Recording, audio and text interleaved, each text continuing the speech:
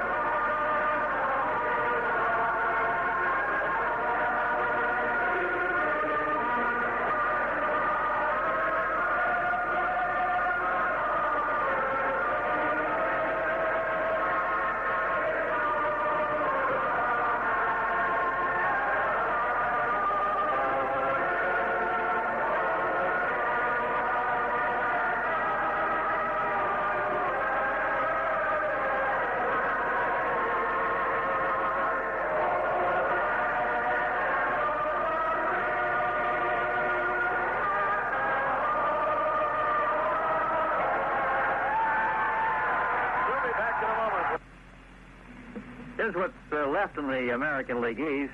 After tonight, the Yankees have 10 games. They have 7 at home and 3 on the road. They play Cleveland 4 times at home. September 26th, 27th, 28th, and 29th. They take on the Tigers for 3. September 30th, October 1st, and the final game of the season, the 2nd. Away, there are 3 games, and they're all in Toronto, September 23rd, 24th, and 25th. The Red Sox, after tonight, have 11 games left, 7 at home and 4 on the road. The ones at home, they have 2 at Toronto, or rather 4 at Toronto, September 26th, 27th, 28th, and 29th. 3 with Baltimore, September 30th, October 1st, and October 2nd. Away, they have 4 games, all in Detroit, September 22nd, 23rd, 24th, and 25th. Baltimore, after tonight's game with Toronto at home, have 4 home games, and they have 3 on the road. They play the Tigers 3 times, and the Toronto Blue Jays once. They play Cleveland and Boston on the road.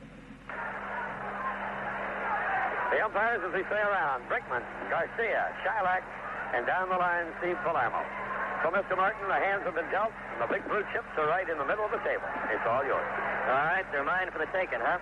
Thank you, Jim, and good evening, everybody. Well, it betokens the penultimate game, or the penultimate day of summer. Summer leaves us tomorrow, officially, I guess, and the vernal equinox, or the autumnal equinox, is about it. And it looks that way. But you're hoping, of course, always for Indian summer. And Red Sox, in the form of Indian summer, hoping for some sort of near miracle that can keep them on the heels of the Yankees into next week. Carlton Fisk and Louis Tiant at the mound. Rivers will be the batter. He was left the game in New York last week after being hit by Reggie Cleveland. That wasn't the reason for his leaving. But he tried to get back into first base later on and twisted an ankle, and he's been out. It bothered him last night, or the other night, and he didn't play. Cleveland was pitching then. So Rivers is up, hitting at .324.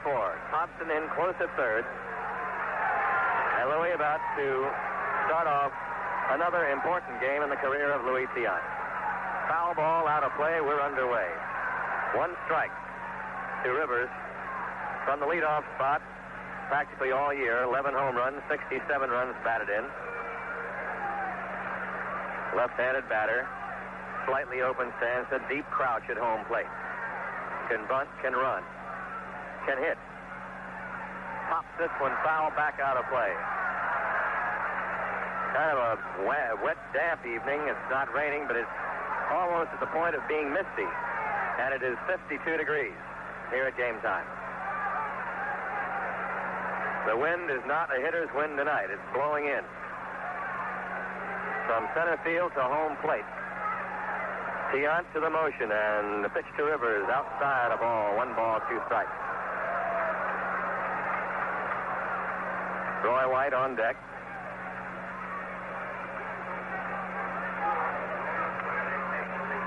There's a fly ball to center field. Lynn back, then in.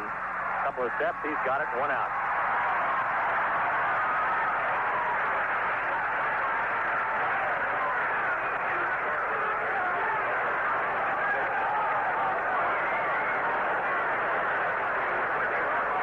Roy White. Number 6. I don't know what that's all about. Something about record home runs in a year. Is that Jim? 3 short of the all-time record for baseball, and 1 has been hit tonight by Rader of the Cardinals. 2 more home runs tonight, and it's an all-time home run record in baseball. And the third home run ball will be sent to Cooperstown, I guess. Here's a drive deep to right field. Rice on his horse. He's going. He can't get it. Takes 1 bounce into the seat. A ground rule double for Roy White. And Mr. White, who was hitting at .276 with 14 homers, almost had another one. He hit one deep to right field, hit on the warning path as Jim Rice was scampering after it. You knew he couldn't get to it. It was slicing away from him. Actually, a left-handed hitter's hook. And it goes as a ground rule double as it takes a hop over the railing into right field stand. And the Yankees have a man at second with 1 out.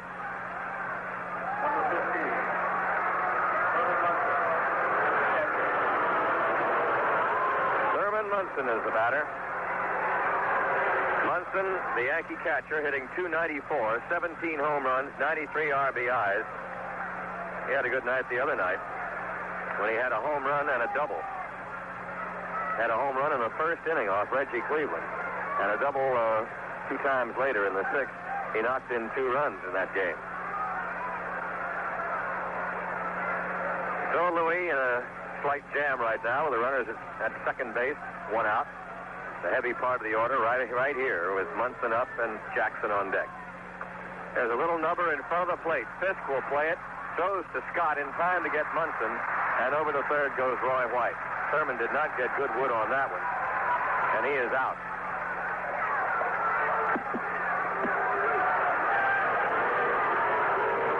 Reginald Jackson is up. Play on Munson, 2-3, was not a bunt. White to third, and 2 out.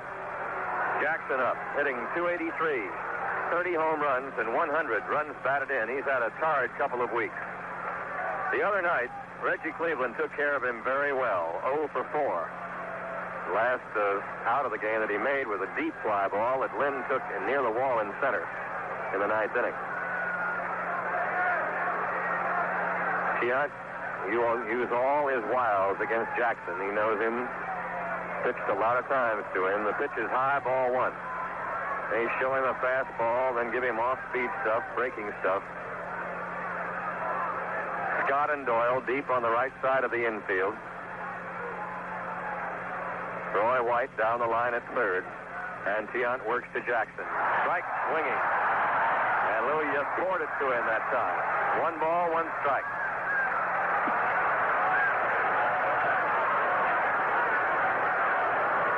One and one with 2 away.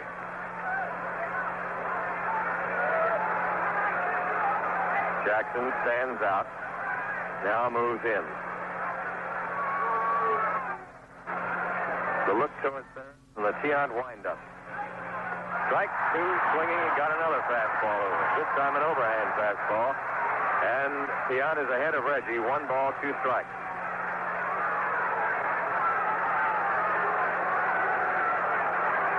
Jackson can look bad on 2 swings and then lose 1 on the next one. Right center field or thereabouts. Here comes. Foul tip. And that went off the mask of the plate umpire, Joe Brinkman. That ball was ripped. 1 ball, 2 strikes to Jackson. This is Tiant's kind of crowd, though, and kind of game. He likes the bigness of a pressure game. He's won his share of them. And although, as Jim said, he's not pitching on what he calls a weather night for Tiant, he sometimes fools you. Pitches good games in April or September, especially September when something means something. Here's the 1-2 pitch. Check swing, foul. Off the facing of the sky views on the third base side. Big crowd tonight. Just a few things, seats missing in center field, bleachers up under the sign. But all the people who held seats are back or else have designated them to somebody else. It's another fine crowd that'll break a Red Sox record, set a new one, and they'll probably go over 2 million, probably around next Tuesday night against Toronto. Figuring. Merely speculation. Here's the 1-2 pitch. Little fly ball back at second base. Under it, Burleson. He's got it. No runs, 1 hit and 1 left. And we go to the bottom of the first. No score. Dodgers clinched the National League West title on Tuesday night at San Francisco, ending a race that never was. Says L.A. skipper Tom Lasorda, we jumped ahead with a 22-4 record and never looked back. The Dodgers, second to the Cincinnati Reds by 10 games 1 year ago, dethroned baseball's defending champs with a combination of solid pitching and power hitting. The title-clinching win came, as we said on Tuesday, at Candlestick Park 3-1 over the Giants. And picking up his 19th win, Tommy John came within 1 out of pitching a shutout. Then he allowed the Giants to run the 9th inning and saved by reliever Lance Rolton. Rick Monday's 2-run homer provided the Dodgers margin of victory. The Philadelphia Phillies, on the verge of repeating as Eastern Division champs, are expected to meet the Dodgers in the National League playoffs opening in Los Angeles October 4th. Phillies lead the Pirates by 8 games in the East. In the American League West, it's about over. Kansas City leads Chicago by 10.5. Texas trails by 11, and Minnesota, faltering badly, are back 15.5 from the top club, the KC Royals. We'll be reporting along the way, of course, as we get a score on Toronto and Baltimore. In the first inning, Rick Burleson, Ted Cox, and Jim Rice will be up against the big right-hander Mike Torrez. Warm-ups at New York tonight in the Pittsburgh Mets game as the Pirates still try to hang on and chase the Phillies. Bruce Keeson for Pittsburgh, 8-9, and Jerry Koosman for the New York Mets. An uncharacteristic year for him, 8 wins and 19 losses.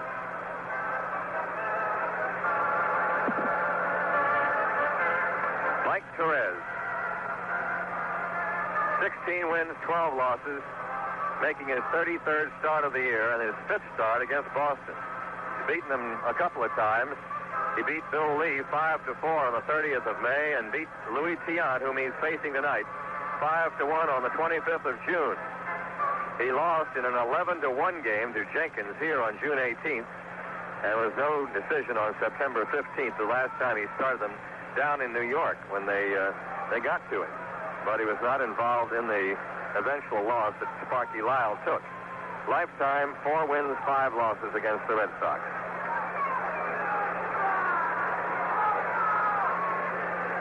Well, Butch Hobson has gotten another honor, and deservedly so, as 1977 Red Sox Man of the Year, voted that way by the Bo Sox Club. And Butch will be honored at their final luncheon next Wednesday.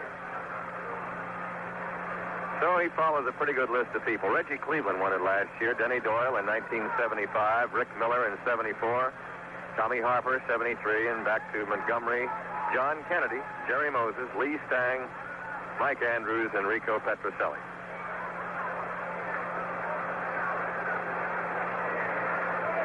Torrez, ready to go. Number 7.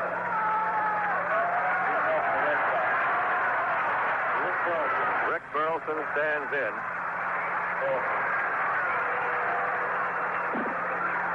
Burley hitting .292, 3 home runs, and 51 runs batted in.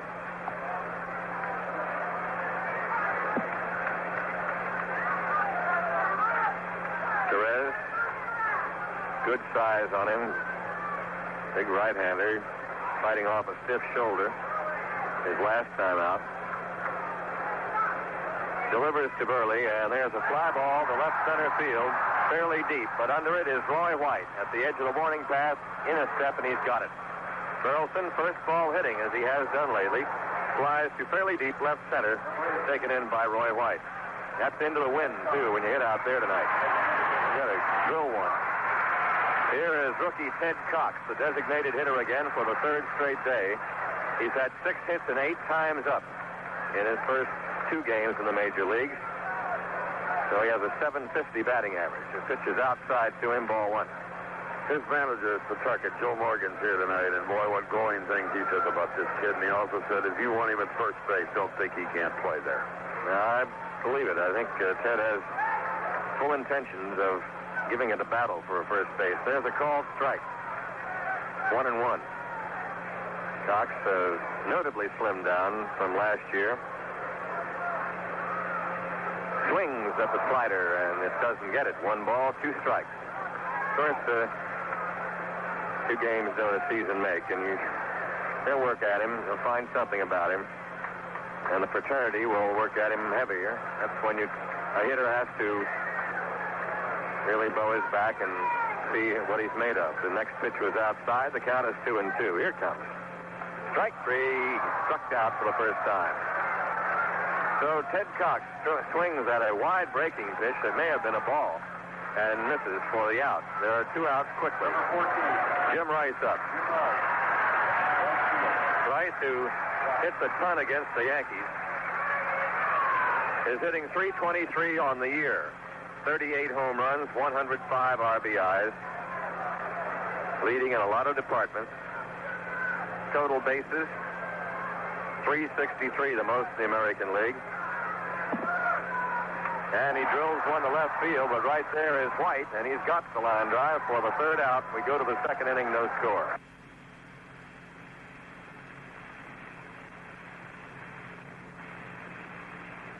Nothing yet on the Orioles game. Jeff Bird warming up for the Blue Jays, and Ross Grimsley for the Orioles. Thinking about the Toronto Blue Jays, they're unhappy about the amount of indemnity a home team gets for a forfeit. They said so today in a letter to American League President Lee McPhail. The Blue Jays will get $1,000 from the Baltimore Orioles for last week's postponed or forfeited game, which saw Earl Weaver, the Baltimore manager, pulled his team off the field in the 5th inning of that ball game. Toronto at the time was leading 4-0. General Manager Peter Pavesi of the Blue Jays informed McPhail that the indemnity should be at least $50,000. Other happenings in baseball, former Texas Rangers manager Frank Lucchese has filed a personal injury suit against Lenny Randall, the infielder who slugged him back in spring training on March 28th. Orlando, Florida attorney James Shepard said $200,000 is a ballpark figure for the amount of damages Lucchese will seek from Randall, who now plays for the New York Mets, and the Florida lawsuit cannot ask for a specific amount. New York authorities expected to serve Randall with a summons at Shea Stadium no later than the Mets' final 1977 home game Sunday. The case he fired by the Rangers in June after the team got off to a slow start said he filed the suit not for the money, but to preserve the integrity of baseball.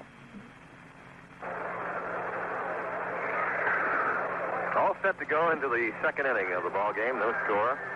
Tiant against Torrez. The Red Sox are still in close contention next Monday when the series with Toronto opens. Tickets for purchase by regular members of the Boston Press will be available, including a limited number of box seats. That's for the Boston Press people. Nothing has been done. The season ticket holders have gotten their notification in case something happens that the Red Sox get into the championship series or the World Series, but there will be no public announcement for a while yet on the disposition of tickets.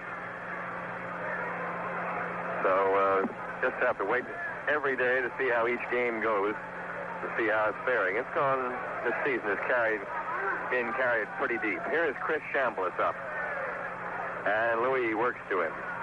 There's a fastball low and outside, ball one.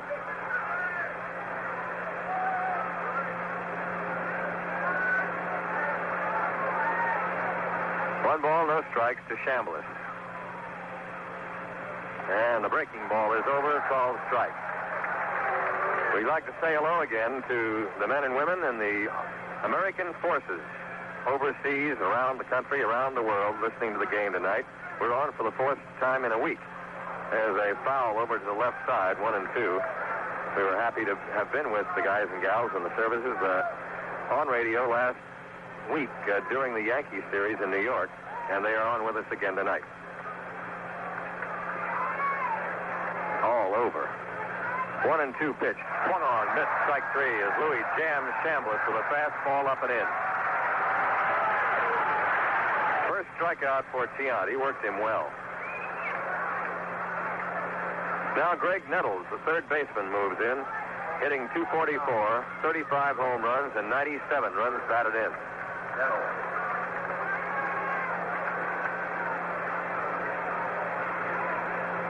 Nettles, he said the cover boy on this week's Sporting News, has done a good job as usual. He's probably made himself into the best fielding third baseman in the American League right now. The curveball fades outside, ball one. He had one bad night when he made 4 errors, or one bad day in that 19-3 loss to Toronto, but those have been few and far between for Nettles. Even any errors. There's a swinging strike. Nettles is hitting .244. He has 35 home runs, 97 runs batted in. Last year's home run champion, still within shouting distance of Jim Rice's 38. Louis works to Nettles, and the fastball comes back this way, off to the left.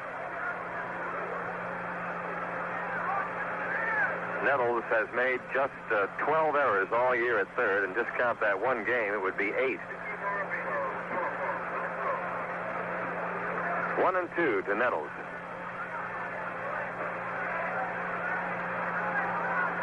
Louis Tiant ahead of him, the same count he was on Chambliss when he struck Chris out. And here it comes to Nettles. Jackknifes him away with a fastball, and Louis appears quick tonight, much quicker than he was down in Yankee Stadium, when he resorted to a few other pitches, guile and control and pitching to spot and breaking stuff. The 2-2 offering to Nettles. Fastball peeled foul.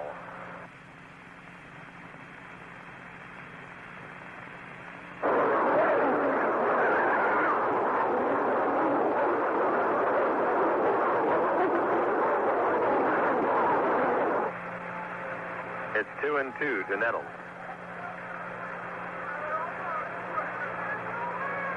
Tiant spins, shows 23, and there's a high pop foul coming back. Fisk tosses a mask away near the screen. He's got it.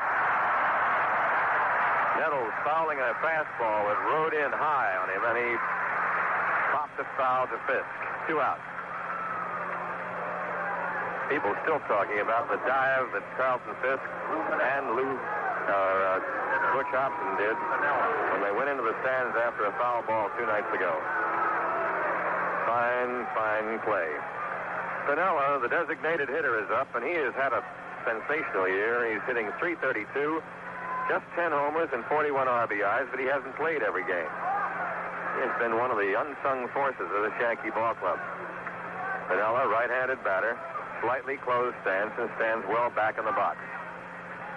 Takes a breaking pitch outside, ball 1.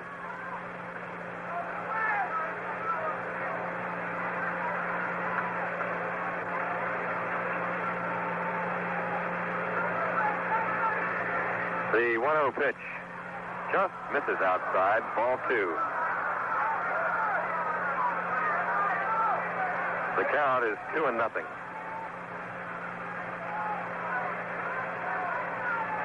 Two outs in the Yankees' second. No score in the game. Ball 3. Piniella has the count 3-0. Willie Randolph on deck.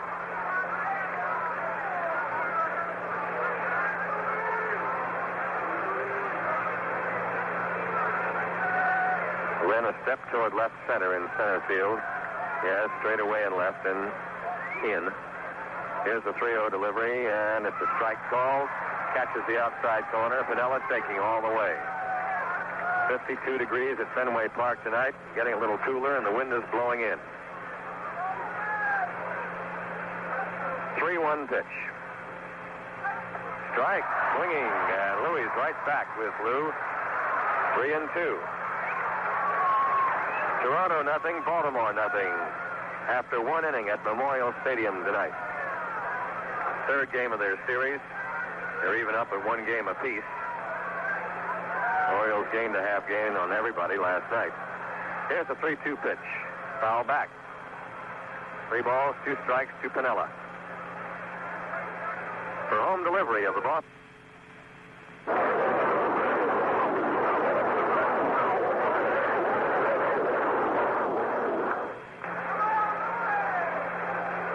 Three balls, 2 strikes to Piniella with 2 outs in the Yankees' second. Scoreless game. Piniella's worked foul balls pretty well lately off people. Another one. He stays in there and gets a piece of it. Fouled off to the right side this time. He'll be followed by Randolph, the number 8 hitter in the lineup. Been 1 hit in the game so far, a double by Roy White in the first inning.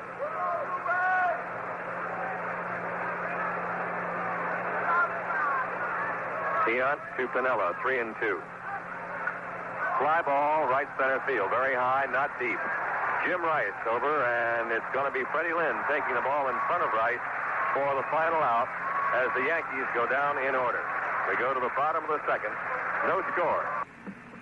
More about the suit filed by Texas Rangers manager Frank LaCasey against Lenny Randle, now with the New York Mets over in the other league. The suit charges Randle, who had lost his starting job to rookie Bump Wills, approached LaCasey on the field prior to an exhibition game in Florida between the Rangers and the Minnesota Twins on March 28th, and willfully, maliciously, and violently struck LaCasey in the face with his fist, knocking the manager unconscious.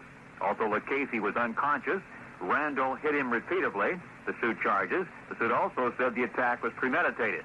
LaCasey, 50, suffered a fractured cheekbone, which required surgery, a cracked rib, and cuts and bruises. Sue says LaCasey has incurred medical and hospital expenses and also suffered great humiliation, embarrassment, loss of personal, mental, and physical pain and suffering, and loss of income. After the incident, Randle was suspended from baseball for a month, fined $10,000, and eventually waived out of the American League. He later signed a 5-year contract with the Mets. In July, Randle entered a no-contest plea to a negotiated misdemeanor battery charge and was fined $1,000 by a circuit court in Florida, and it was handed out by Judge Maurice Paul. As you heard a moment ago, after 1 inning of play at Baltimore's Memorial Stadium, no score between the Toronto Blue Jays and the Baltimore Orioles. National League first of a doubleheader, Twilight Twinville at Montreal after 5.5. Cardinals 2, Expos 2. Carl Yastrzemski leading off for the Red Sox in the second inning. He has hit in 10 of his last 12 games. On the year, he's hitting .301. Has 25 home runs, 93 runs batted in.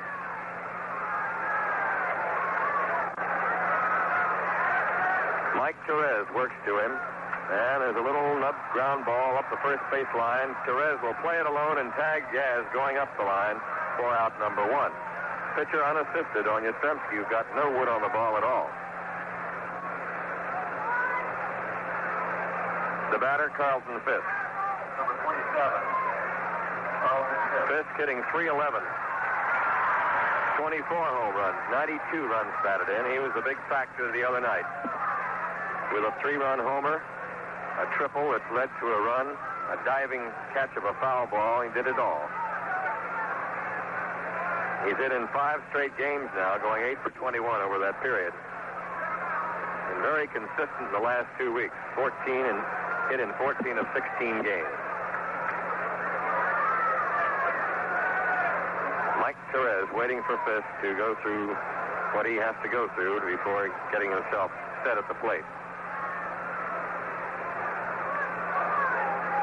Slightly bent at the knees, spread stance. Holds the bat very high now and back. Takes outside and low, ball 1. Changed the whole stance around, the whole setup at the plate this year. And to his own advantage, slightly closed, turned his shoulder in on it. Ground ball, hard hit the third, but Nettles backs up on it, fires the first in time. 2 out. Fisk grounding out, 5-3, and they're 2 away on ground balls. Making way for the boomer to come up. George Scott hitting .263. 32 home runs, 89 runs batted in.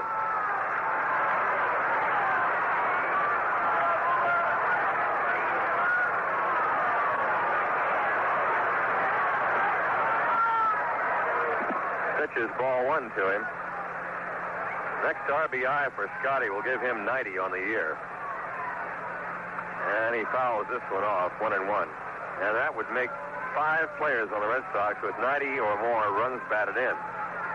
First time in the major leagues, if that happens. It'll be since 1953 when the Dodgers did it. Outside a ball. And the Red Sox of 1941 were the last team to have 5 guys at 90 runs batted in the season, 90 or more. Scott lays off a pitch outside, ball 3, 3-1. 3 balls, 1 strike. Torrez in his no wind-up delivery throws outside and he walks Scott. There's the first Red Sox base runner. Scott at first with 2 out and Fred Lynn up. Number 19. Lynn batting .251, 16 home runs, 69 runs batted in.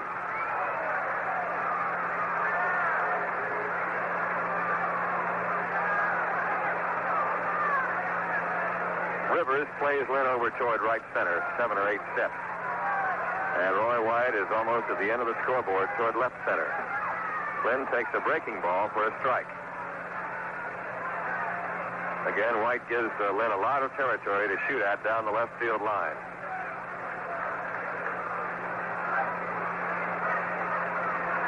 Torrez looks over his shoulder, checks Scott, throws to the plate. High, ball 1. 1 ball, 1 strike.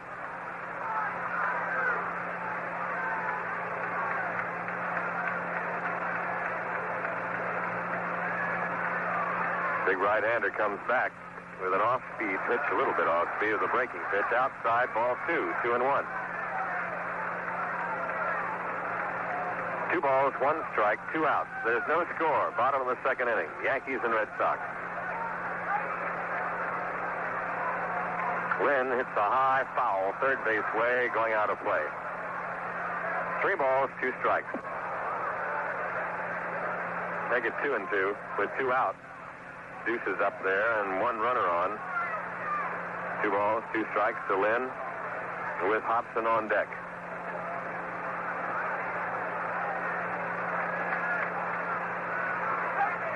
Here's Torrez's pitch. Low. Now it's 3-2. 3 balls, 2 strikes.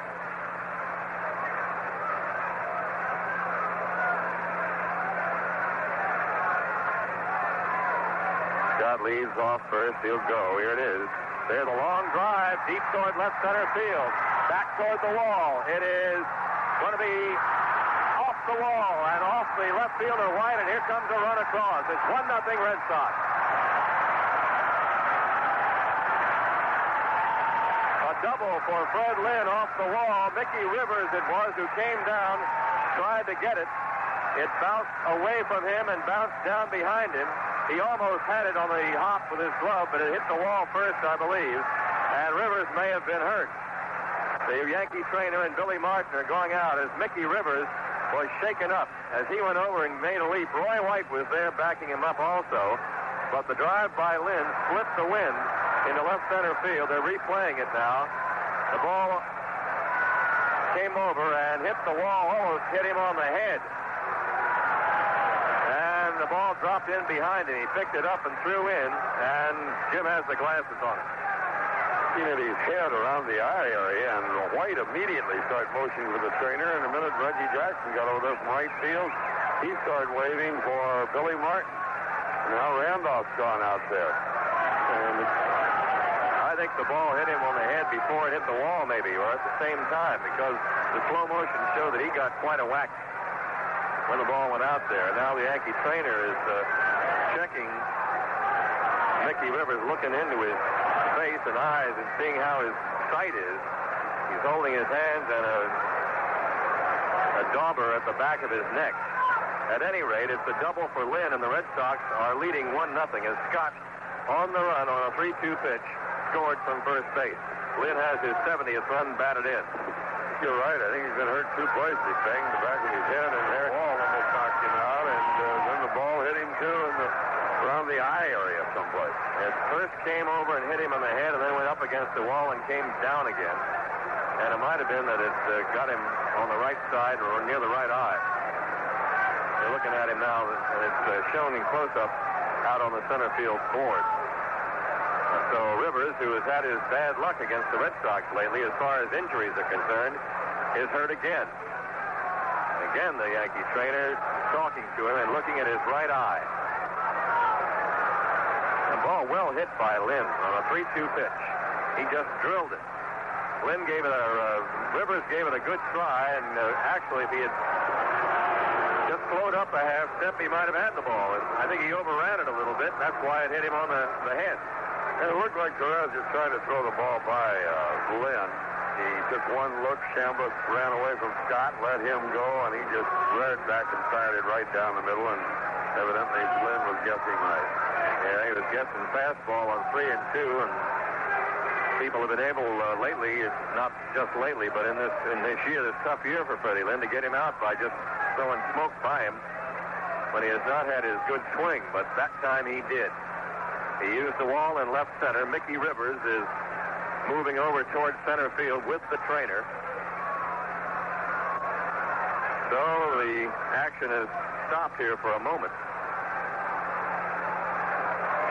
Lynn standing at second base, arms folded, trying to keep his hands warm under his armpits.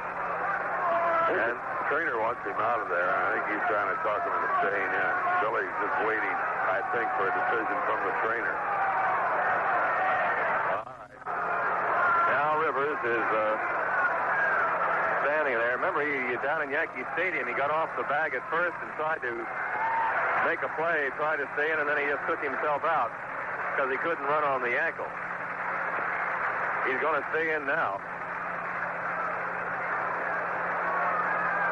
And Rivers will stay in the ball game. He's talking to Roy White. Reggie Jackson has gone back to right field, and we can resume play with a 1-0 Red Sox lead. Butch Hobson up with Lynn at second base. 2 out. Mickey Rivers now moving back to center field, and they're waiting for him to get in position. He is there about straight away on Hobson. Butch, tough times lately, making contact, hitting .259. And he drills one to shortstop. Nice stop by Dent. Fires over and gets him for the 3rd out. Good play by Bucky Dent. Not that he had to go far, but it was hard hit. 1 run, and we go to the 3rd inning, 1-0 Red Sox. Leading batter in baseball, that's Rod Carew of the Minnesota Twins, was taken to a Kansas City hospital Tuesday for what team officials describe as lymph gland problems. Twins manager Gene Mock said he became concerned when it was noticed that Carew had a red streak running down the inside of his right arm. Mock says Carew will not be hospitalized, but there is no indication for how long Carew will remain out of action. He's leading the league in the American League right now at 385, followed by Ken Singleton of Baltimore, 336. Lyman Bostock of the Twins, 329. Mickey Rivers, taken up a moment ago, of the Yankees, 324. LaFleur, Detroit, 323. Rice of the Red Sox, 323. Baylor, Toronto, 315, followed by Brett, Kansas City, 312. Fisk, Boston, 311, and Page, Oakland, 311. National League batting leaders, Parker, Pittsburgh, 341. His teammate, Stennett, 336. Templeton, Cardinals, 322. Simmons, Cardinals, 322. Griffey, Cincinnati, 321. Foster, Cincinnati, 319. Smith of Los Angeles, hitting 311. And tied with 309, Rose of Cincinnati and Hedrick of San Diego. And Greg Lazinski, the Bulls of the Phillies, at 306. Home run leaders, National League Foster, Cincinnati, 49. Barrows, Atlanta, 40. Lazinski and Schmidt of the Phils, 36. Garvey, Dodgers, 31. American League leaders, Rice, Boston, 38. Bonds, California, 36. Nettles, Yankees, 35. Scott, Boston, 32. And Gamble, Chicago, 31. So at the end of 2 innings at Fenway Park, the Red Sox 1 run, 1 hit, no errors. The Yankees, no runs, 1 hit, no errors. Each hit has been a double, but the Red Sox double drove in 1. The Yankee double came with nobody on base and was never cashed. So we're set as Louis Tiant has a 1-run lead. We go to the third, and Jim Wood. Thank you, Ned. Here's Willie Randolph to lead it off, batting at 281 with 4 home runs and 40 batted in. Facing Louis Tiant with a 1-run lead against the Yankees and a long ways to carry it. Outfield straightaway, Hobson in a bit at third. Tiant twists, turns, and throws inside for a ball. 1-0 the count. Hobson, Burleson, Doyle, and Scott, the inner defense behind Mr. Tiant tonight. Next pitch by Louis is popped high in the air, but foul and out of play. 1 ball, 1 strike. Red Sox newest number is in uniform and in the dugout tonight. Robert Sherwood Bailey of Long Beach, California, and other places up and down the West Coast. 1-1 on Randolph. Tiant delivering now to the second baseman. The curveball beautifully in for a strike.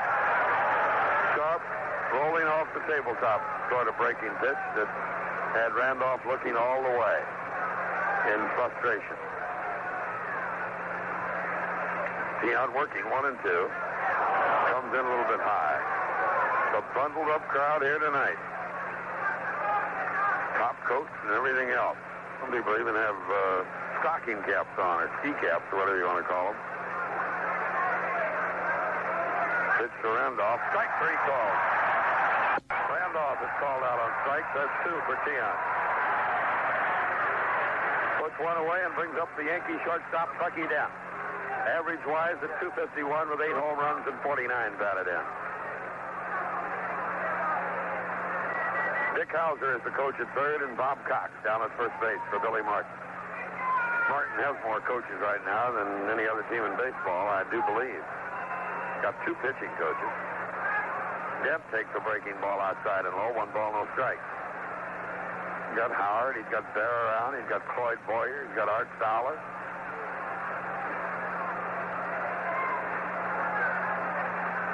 Curveball beautifully in. 1-1. If he needs any special consultation, he can always call on Ford and Mantle. And Stick Michael. Yeah, Stick. The 1-1 pitch.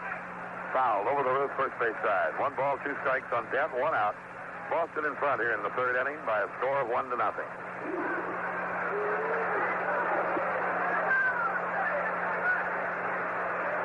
Everybody wearing the long east tonight.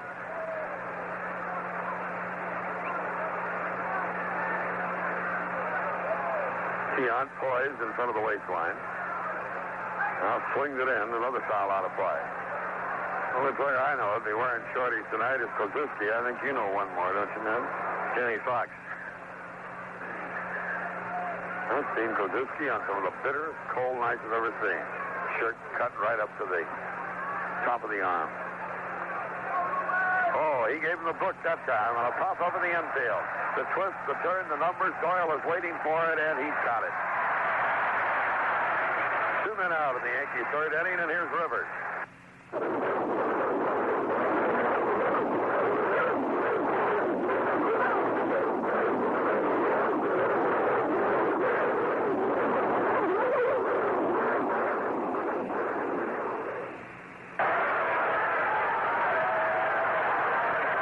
Slide to Lynn, his first time up.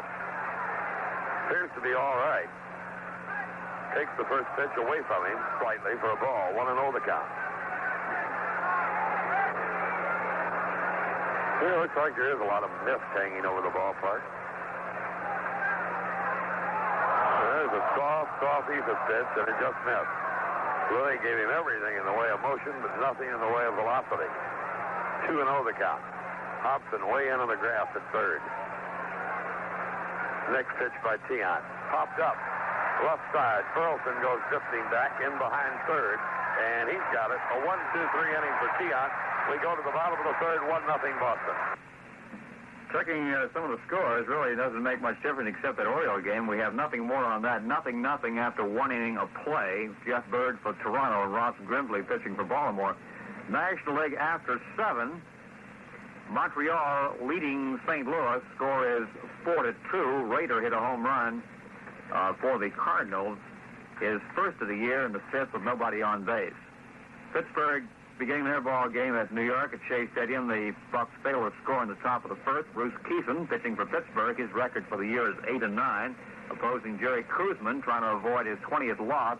He's 8-19 on the year. Chicago at Philadelphia. Barris for the Cubs and Lurch for the Phillies. After 1.5, Cubs lead the Phils 1-0. The St. Louis-Montreal game is a first of a 20 doubleheader. Starting in about 10 minutes will be Atlanta at Houston. Later starts on the West Coast. San Diego hosting Cincinnati, and the Dodgers, who already wrapped up the National League West, are at San Francisco again. American League, Chicago hosting Oakland. Minnesota at Kansas City, Seattle at Milwaukee, and Texas at California. Well, I hate to give you the news. What we thought was mist is rain is now starting to fall here, and umbrellas have gone up all over the place. Rain gear being put on. Here it is held off all day long. And now very light rain is falling at Fenway Park. Number 5. Denny Doyle steps in against Mike Torrez. Batting .239. 2 home runs, 47 batted in. Here goes the Yankee Doyle defense. White in and over towards the line. Rivers way in and well off in the left center field. And Jackson gives him the right field side. Fastball over for a strike. 0-1. Jackson way out toward right center. Doyle whacks at this one and it runs up the screen right into the booth. 2 quick strikes on Denny Doyle, the soft-spoken Kentuckian. They gave him the right field side last week. The 3 men on base, too. Yeah, much to their astonishment. Strike 3 call. Got him on the outside corner. Doyle is now in an argument with Joe Brinkman and goes right up into his face to object to the call. And Brinkman right back at him. 1 man out. Here's Burleson. Number 7. Second strikeout for Torrez. Burleson hit the first pitch and flied pretty deep to White in left center his first time up.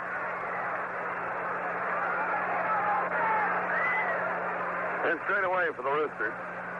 Flag is all wrapped around the flagpole out in center field, but it's a fairly stiff breeze, and as Ned said at the outset, blowing in. Torrez is over, but he's a little bit low. 1 ball and no strike. Next pitch, foul tip, back out of play. Baltimore, Toronto, no score at the end of an inning. That's the latest it had from there.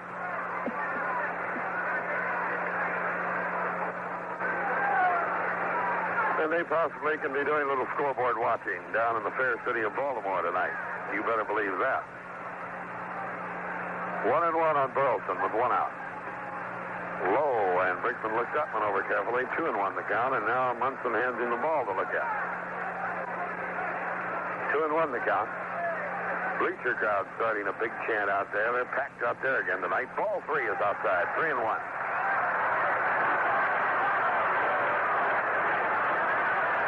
52 at game time, and the temperature dropping.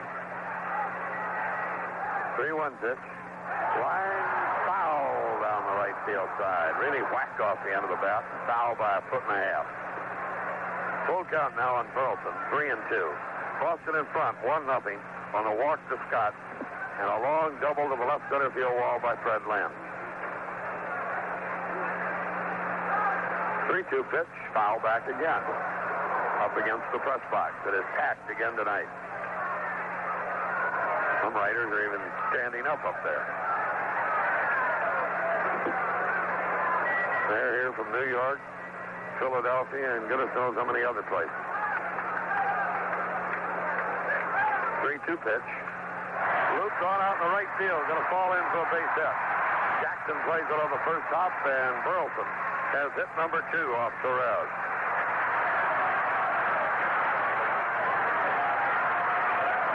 Well, cool or hot, it calls for Budweiser. Whether you're at home, Fenway, or anyplace else. Great baseball action calls for a great...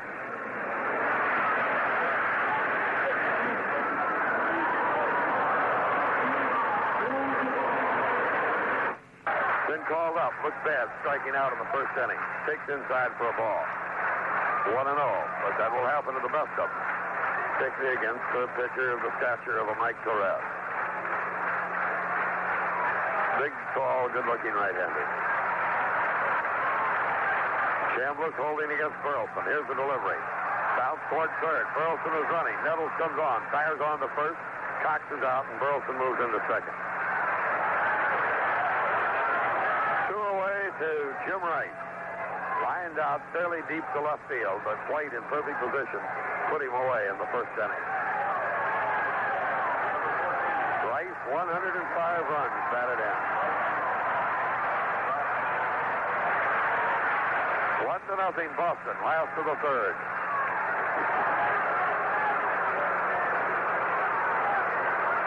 Rivers slightly off toward right center, now beginning to back into a more straightaway position. White's out almost to the middle of the scoreboard in mid-left field. Ball in the outside corner to right for a strike. 0-1.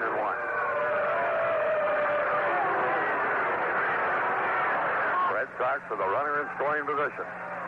And runs can be precious tonight with the way the wind is blowing and the two pitchers that are working. Almost hitting ball 1. 1 ball, 1 strike.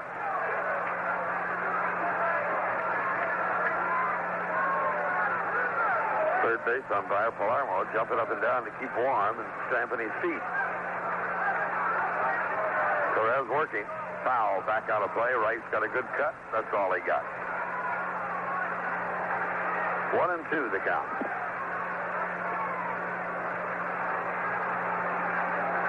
Jim Head out of the batter's box, now back in.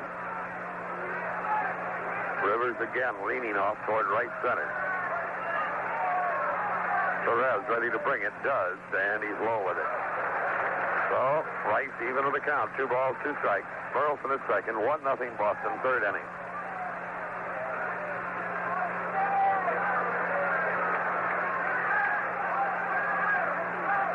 Torrez is set. Here's the pitch. Foul over the roof. Almost straight back. Still 2-2 on Jim Rice. And it's a little bit cooler here tonight than down in his hometown of Anderson, South Carolina.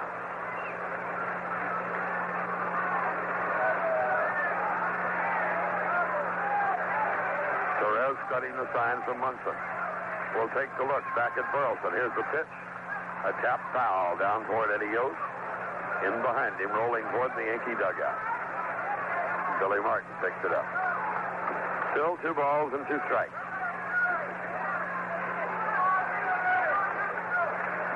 Detroit, tomorrow night. Ossie and Arroyo.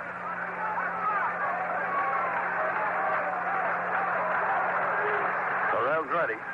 Pitch, back down to third. Nettles up with it. Long throw on to first in time. And that retires the side. We go to the fourth inning, 1-0 Boston. Still no score between Toronto and Baltimore. They've finished 2 innings now. Nothing but goose eggs up there between the Blue Jays and Orioles. Oakland and Chicago, nothing in yet. And, in fact, the rest of the games just starting pitchers. Freddie Bavasi, his team in turmoil after a year of ill-timed injuries and free agent frustrations, announced his retirement Tuesday night as president of the San Diego Padres. Bavasi, who after 17 years as a successful vice president general manager for the Brooklyn Los Angeles Dodgers, when they won 8 pennants, was lured away in 1968 to take control of the expansion Padres.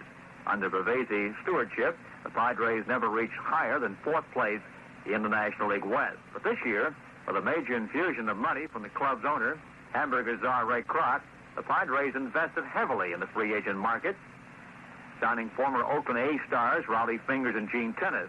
As a result, preseason expectations ran high, but those hopes were quickly dashed when the club's pitching staff was decimated by the loss of ace left-handers Randy Jones and Brent Strom due to injuries.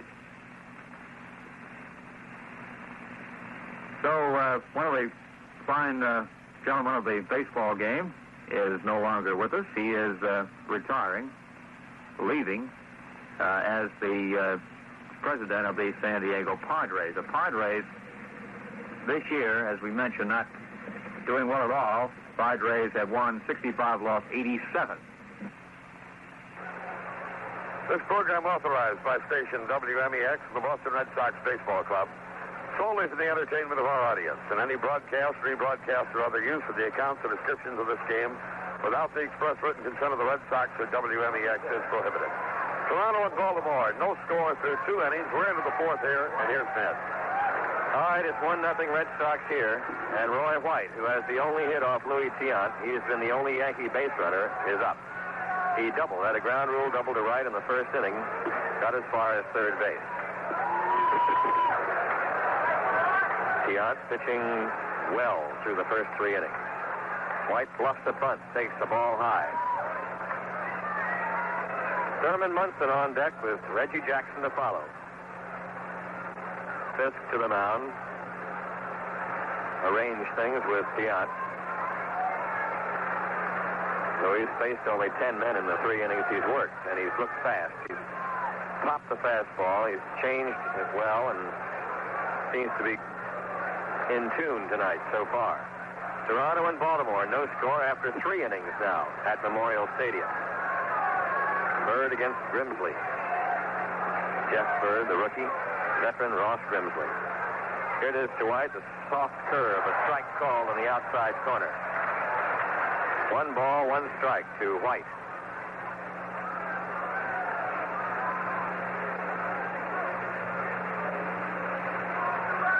And Louis goes to work. Fastball just misses outside and high, ball 2, 2-1.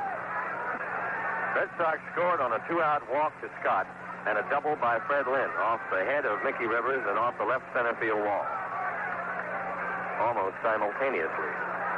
2-1. Strike, swinging, foul tip. Count is 2-2.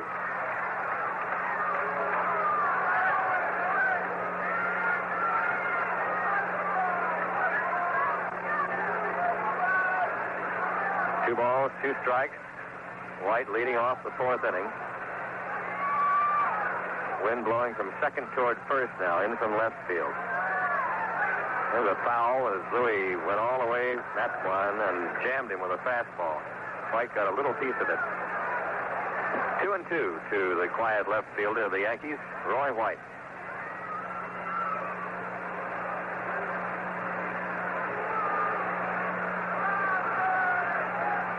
One of the gentleman bombers. Here's the pitch.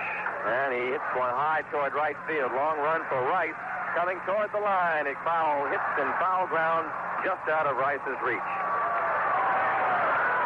A long foul ball. Rice had a long way to come. Tried to catch up with it, but the wind, which was blowing it in toward the stand, did it the other way. We'll have a station break on the Boston Red Sox radio network. This is the American Forces Radio and Television Service.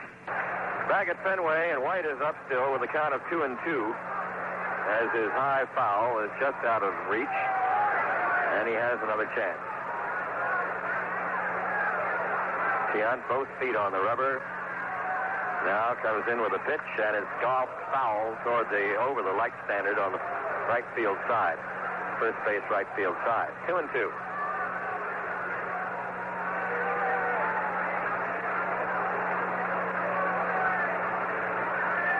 Red Sox 1, Yankees nothing. Fourth inning. Here it is. And a little foul off the changeup. It's coming back out of play on the screen. Louis changed and he fooled Roy, but they stayed with it enough to get a piece of it. 2 balls, 2 strikes.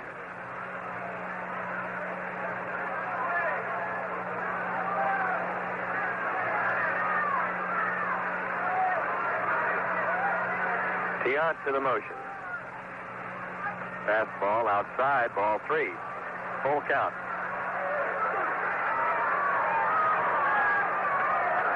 Three balls, 2 strikes.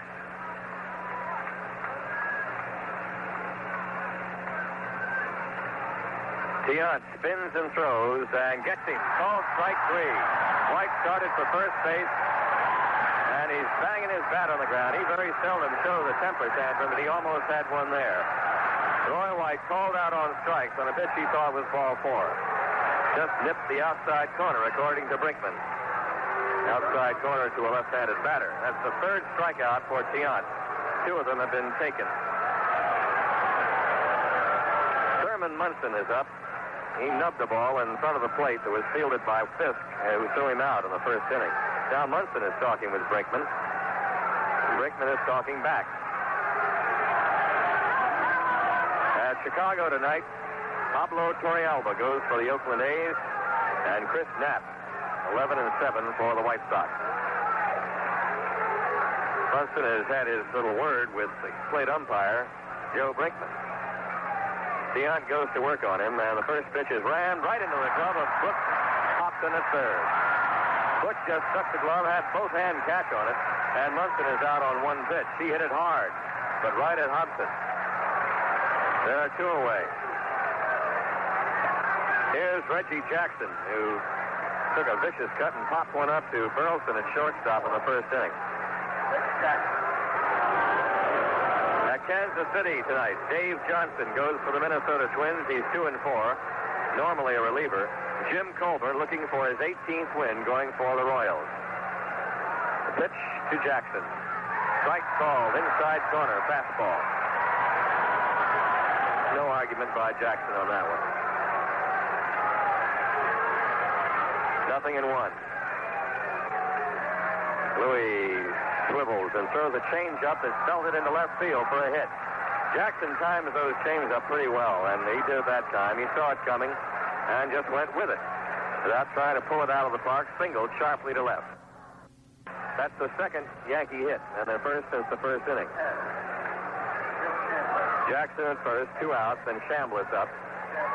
Louis struck him out swinging in the 2nd with a high inside fastball.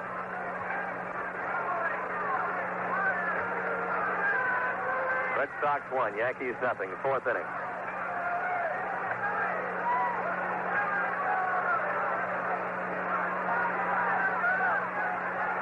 Pitch and runner goes. Throw to second base, not in time.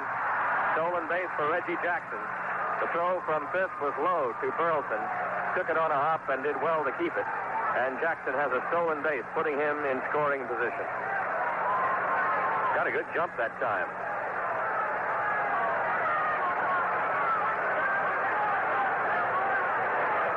So the Yankees have a runner, the tying run at second. And the count on Chambliss, 1 ball, no strike.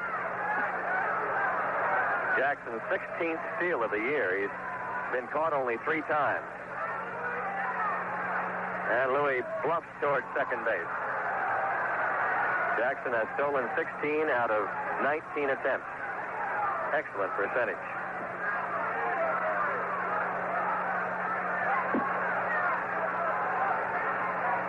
Now the 1-0 delivery. It's outside, a ball.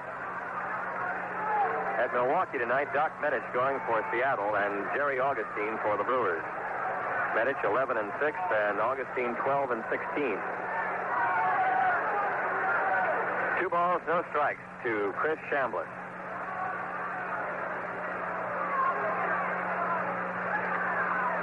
Tiant checks second. Here's his pitch. Fastball away, ball 3. Now he's behind 3-0 to Chambliss. Another left-handed batter, Graig Nettles, on deck.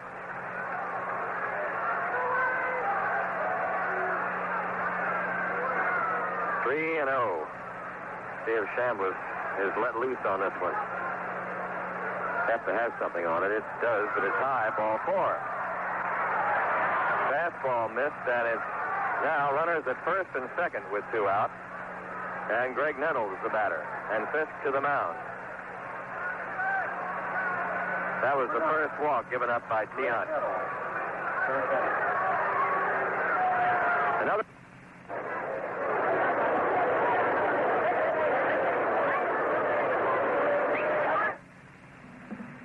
Plans apparently have been worked out for a game on November 12th between defending NCAA basketball champion Marquette and the touring Cuban national team. The main obstacles were covering the expenses of the Cubans in Milwaukee and getting Milwaukee out of an exhibition game against athletes in action. More on this later.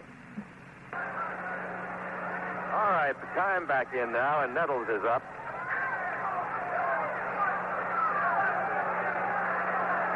Graig Nettles fouled to Fisk his first time up. The Yankees with a legitimate threat here, but 2 out. Runners at first and second. And the pitch. It's high and outside, ball 1. 1 ball, no strikes. Nettles hitting right now at 243. Louis Tiant trying to get out of this 4th inning jam. The Red Sox are leading 1-0.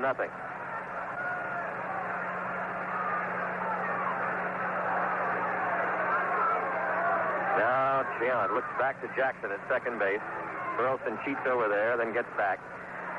Here's the pitch. Ground foul, ripped up the first base side. And it's 1 ball, 1 strike. Bobby Cox coaching at first base. Dick Hauser at third for New York. 1-1 to Nettles. And for the first time tonight, the Louis chant from below. 1-1 to Nettles. Doyle and Scott deep on the right side.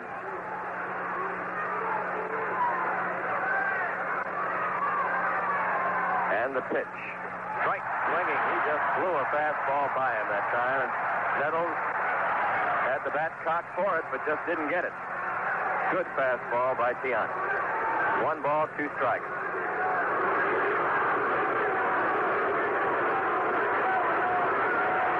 Jackson off second. Chambliss moving very cautiously off first, but doesn't need to. Scott's deep at first anyway. Chambliss moves far now as Louis gets ready on the 1-2 pitch, backs off. Jackson's just 4 or 5 steps off second base, and Burleson, playing Nettles to pull anyway, is over toward the bag. So Reggie's being a little bit careful. Now the pause by Tiant.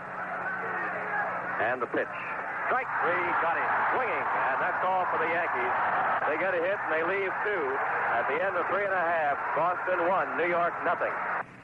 More on the exhibition game between NCAA basketball champion Marquette, the Warriors, and a touring Cuban national team. The game in Milwaukee Arena would open a U.S. tour by the Cubans. The tour was the idea of South Dakota Senator George McGovern, who visited Cuba last year, took along a team made up of professional players from South Dakota and South Dakota State. A few baseball items. Red Sox claim veteran utility player Bob Bailey on waivers and have given up minor league pitcher Frank Newcomer. A 34-year-old Baylor hit .270 in 45 games with Cincinnati. He had 2 home runs and 10 runs batted in. Bailey has already reported to the Red Sox. He's in the dugout right now in case he's wanted by Coach Zimmer, perhaps for pinch hitting goodies. He broke in with Pittsburgh in 1962 and has played for Los Angeles and Montreal. He has played third base and the outfield. And the San Francisco Giants announced the other day that manager Joe Altobelli has been rehired for next season. So have all of his coaches. Altobelli is in his first season as manager. The current coaches are Jim Davenport, Herm Starrett, and Tom Haller. So owner Bob Laurie says one more coach will be hired for next season. Bottom of the 4th inning. The Red Sox with a thin 1-0 lead in a tightly played ball game. Each team has 2 hits. The right field stands or bleachers are giving it to Reggie Jackson, and he keeps looking back at him. He waves occasionally. He plays to the crowds out there, no matter what park he's in. In the 4th inning, the Red Sox will have Yastrzemski, Fisk, and Scott up.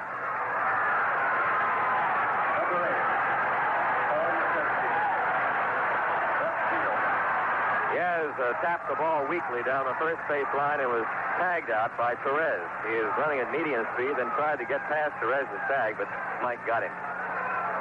So Yaz stands in with a batting average of an even 300. The only run of the game driven in by Fred Lynn. Strike called. First ball, a change, a curve of some sort by Torrez, and he got it over. Yastrzemski stands in, Torrez throws, and it's inside to Carl. 1 ball, 1 strike.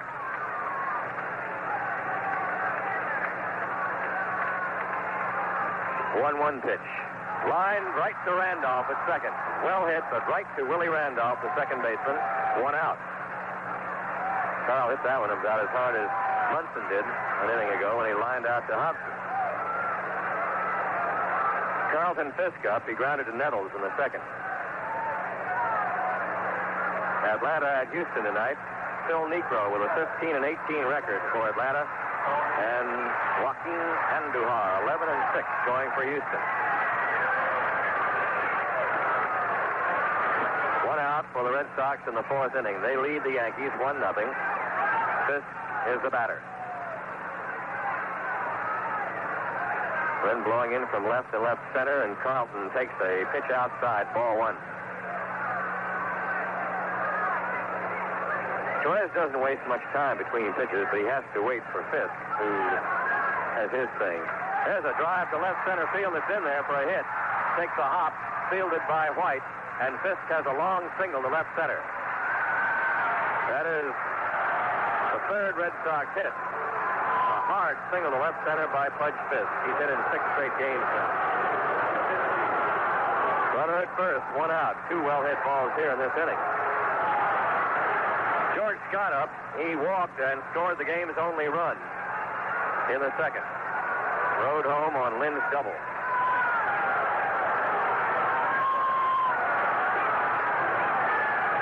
Fisk at first. Pitch to the boomer.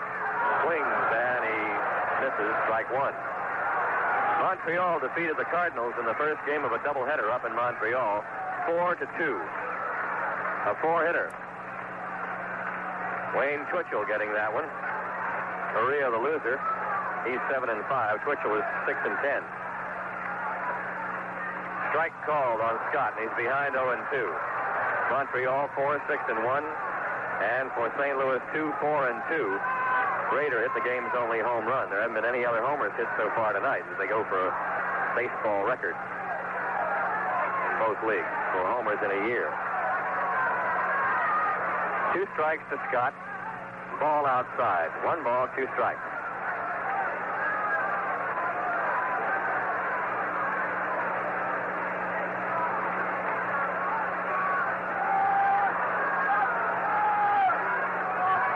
Here's the stretch by Torrez. Pitch to Scott. And he lines one to right field. It's going to be in there for a base hit. It gets behind Reggie Jackson. Almost to the wall. Fisk is going to be waved around. Randolph does not make a throw to the plate. It's 2-0 Red Sox. Scott has a double. It may be a single and an error. We'll wait for the scoring on it as Reggie Jackson played it into 2 bases. And an error sign, I think, will be brought up, too. I'm not sure. The ball hit at the feet of Jackson. He made a stab for it with his glove, and it got behind him. But no error has been charged as yet. They're replaying it now. Fisk scored. Now they have the single. A single and no run batted in, and an error charged to Jackson. A single by Scott. Error by Jackson. No run batted in as Fisk scores on the error. Red Sox lead 2-0. Badly played by Jackson on a Line drive hit. He could just take it on one hop and held to a single, and that would have put Fisk at third base. Lynn up, and he takes a slider inside, ball one. Reggie blows it out there, and then he stands, oh, how'd this happen, before he goes back to get it. I know, he can't understand it. Lynn up, he doubled home a run his first time at bat. Here it comes, and Fred takes a fastball inside, ball two, 2-0. So the Red Sox have added a run here. Torrez doesn't like that call. And he is yelling in the direction of Joe Brinkman. Lee May has hit a home run for Baltimore, and apparently that ties the Major League record for homers in a year by both leagues. One more will break it. Dick Tidrow in the bullpen for New York. Scott has singled. He went to second on the error by Jackson. Fisk scored on the error by Jackson. And Torrez is having the umpire. He's talking with plate umpire Brinkman. He shouted something into Brinkman. He's been in trouble already. And Billy Martin is coming out to talk to Brinkman, wondering what that's all about. And he's pointing at Brinkman now. Brinkman has a short fuse anyway. Martin is jaw to jaw with him. Torrez was arguing on the pitch, which was called ball two. Then he called for the ball, Brinkman did, to look at the baseball. Nothing was wrong with it, and Torrez came on. Now Martin has had his say, and he goes back to the dugout. All this is mine, and heaven too. And it's 2-0 Red Sox as we are in the fourth inning. Mr. Shylock, the crew chief, came on to see what all the shouting was about. He goes back to second base. One out. Scott at second base. 2 balls, no strikes to Lynn. High, ball 3. Torrez fired a fastball high.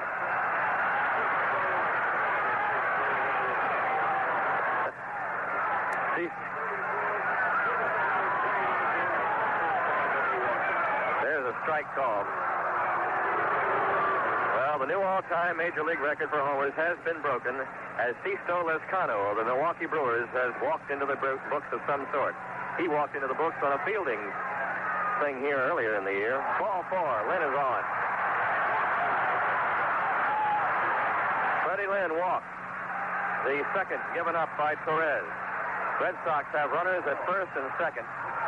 1 out, and Butch Hobson up.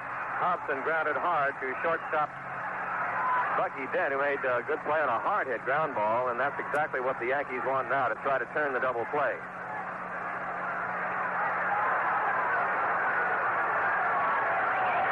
Here is the set, and a look back to second base.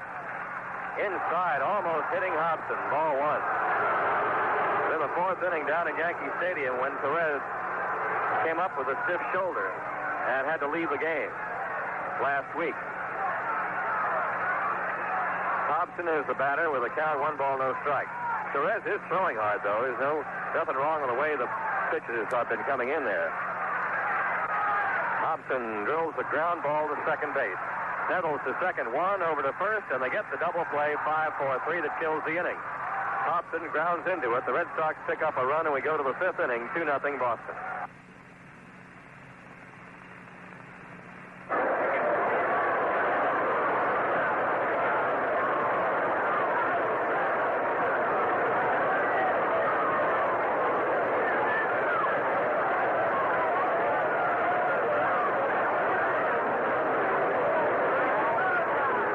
Score in the American League. Oakland failed to score in the top of the first against the White Sox. Minnesota, Kansas City is just getting underway. No score still between Toronto and Baltimore. They're in the top half of the fourth inning. Warm-up for the game at Kansas City. Dave Johnson pitching for Minnesota and Jim Colborn for Kansas City. Johnson's record is 2-4. Colborn is 17-13. Pro football, the Kansas City Chiefs have reactivated wide receiver Larry Brunson to make room for Brunson. They have cut defensive back Chris Gollop and running back Pat McNeil. Brunson was the contract holdout. Coach Paul Wiggins says that Larry Brunson is a positive little guy, but 3 years ago battled his way into the National Football League. We kind of missed not having him in the New England game. Brunson had been placed on the inactive list, did not play in the Chiefs opener against New England last Sunday. He signed the contract Monday night. Roloff was drafted last year in the 7th round from Kansas City, or rather from Kansas. McNeil was a 17th-round draft choice 2 years ago. He's from the Southwest kind from the Baylor Bears. The run scored by the Red Sox, of course, is unearned in the 4th inning on the error by Reggie Jackson allowing the run to score directly.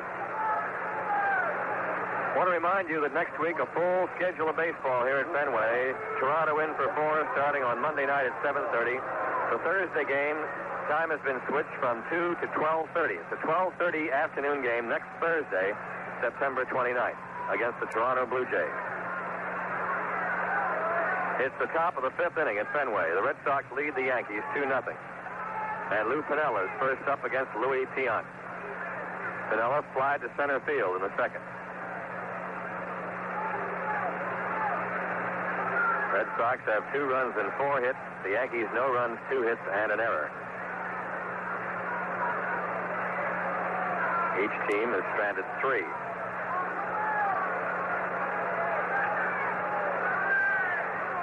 Tiant works, and it's a foul out of play. First base side. 0-1.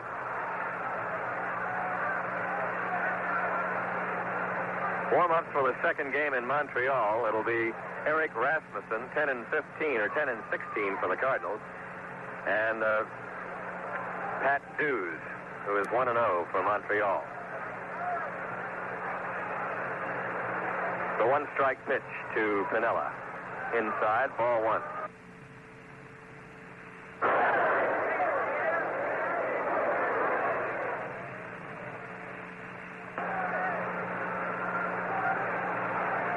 One to Piniella. And it's ball 2. 2 balls, 1 strike.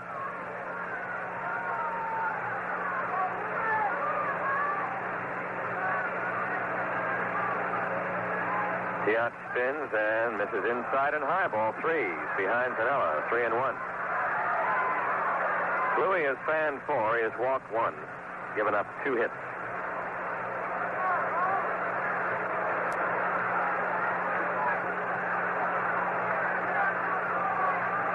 Three balls, 1 strike.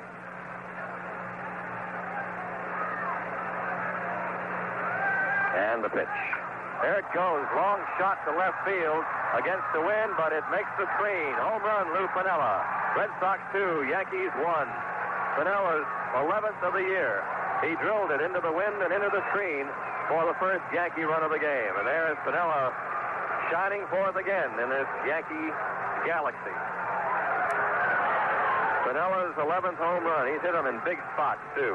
That brings the Yankees within 1 run of the Red Sox again. First man up in this inning. Home run. So it's a 2-1 ball game, and Willie Randolph up with nobody out. Randolph took a 3rd strike in the 3rd inning. The pitch. Curve over, called strike. You could see that pitch coming in and doing very little. It was straight, and Piniella jumped it.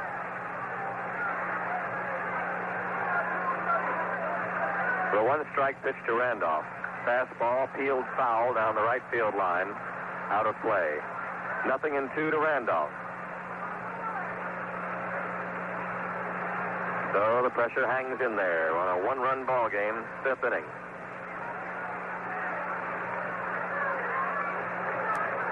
Tiant ahead of Randolph, 0-2. Dent on deck. Curveball, that was hit deep to left field. That's toward the wall. It's going to be off the wall. Past Yastrzemski as he chases it in. It's a double for Randolph. And the Yankees have the tying run at second. So the Tiant Magic, which spun pretty well through the first 4 innings, has been clobbered here for a home run and a double. 2 straight batters. Tying run on, nobody out, and Bucky Dent up. And Fisk to the mound, and so is Alvin Jackson. And the tarp has come off the bullpen mound out in right center field. Jim Willoughby getting up to throw. So the game complexion has changed somewhat as Willie Randolph hits one into the wall and into the wind. Yankees have 4 hits, and 3 of them have been extra base hits. Let's pause for a station break on the Boston Red Sox radio network. This is the American Forces Radio and Television Service. You're listening to SCN Radio in the Canal Zone.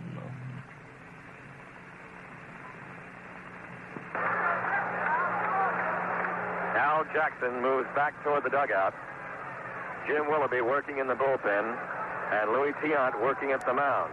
Bucky Dent, the batter. He has popped up his only time. He will try to pick up Willie Randolph, who is well off second base. Yankees trailing 2-1.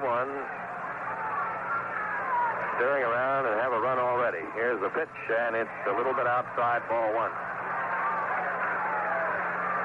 Rick Wise has joined Willoughby now in the bullpen for Boston. Wise and Willoughby working.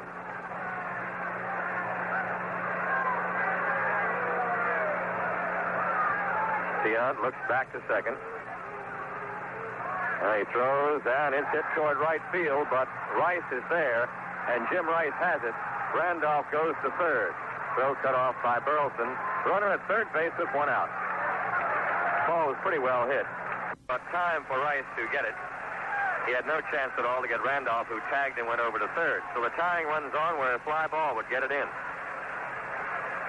The hitter is Mickey Rivers. Rivers has flied to center and popped to short. And Fisk again goes to confer with Tiant. Case of an attempted squeeze, which is always a possibility with Rivers up there. And they will take the angle away and play close all the way around in the infield. Infield in at the edge of the grass. Particularly Hobson at third. 3 or 4 steps in. And just a step off the line. There is who can chop the ball around. Looking at a drawn-in infield. Tiant stares him down. And will work from the stretch. Here's the pitch. Ground ball to third. Hobson holds the runner. Throws to first. 2 out. That's what they wanted. And he tried to chop one past Hobson, and Butch had it an easy one hopper. Rivers is out. There are 2 away, and the infield can move back. 2 down. Randolph at third.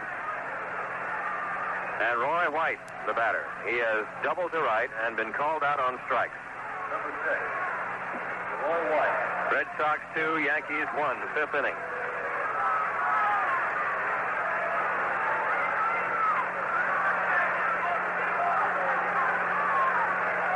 Tiant picking up the sign from Fisk, looks over to third and goes to a full windup now. White takes the ball high. 1 ball, no strikes. Piniella led the inning with a homer. Randolph doubled off the wall, went to third on a fly ball by Dent, and stayed there on a ground ball by Rivers. 1-0. Swing and a miss, strike 1. 1 ball, 1 strike. The home run that Lee May hit for Baltimore in the 4th came with a man on, his 25th of the year, so Baltimore leads Toronto 2-0 after 4 1/2. The Orioles batting again in the 5th inning. Here's the 1-1 pitch to White. And it's still foul back. Count is 1-2 to Roy. Red Sox leading by a run, 2-1, by dint of an unearned run, as a matter of fact.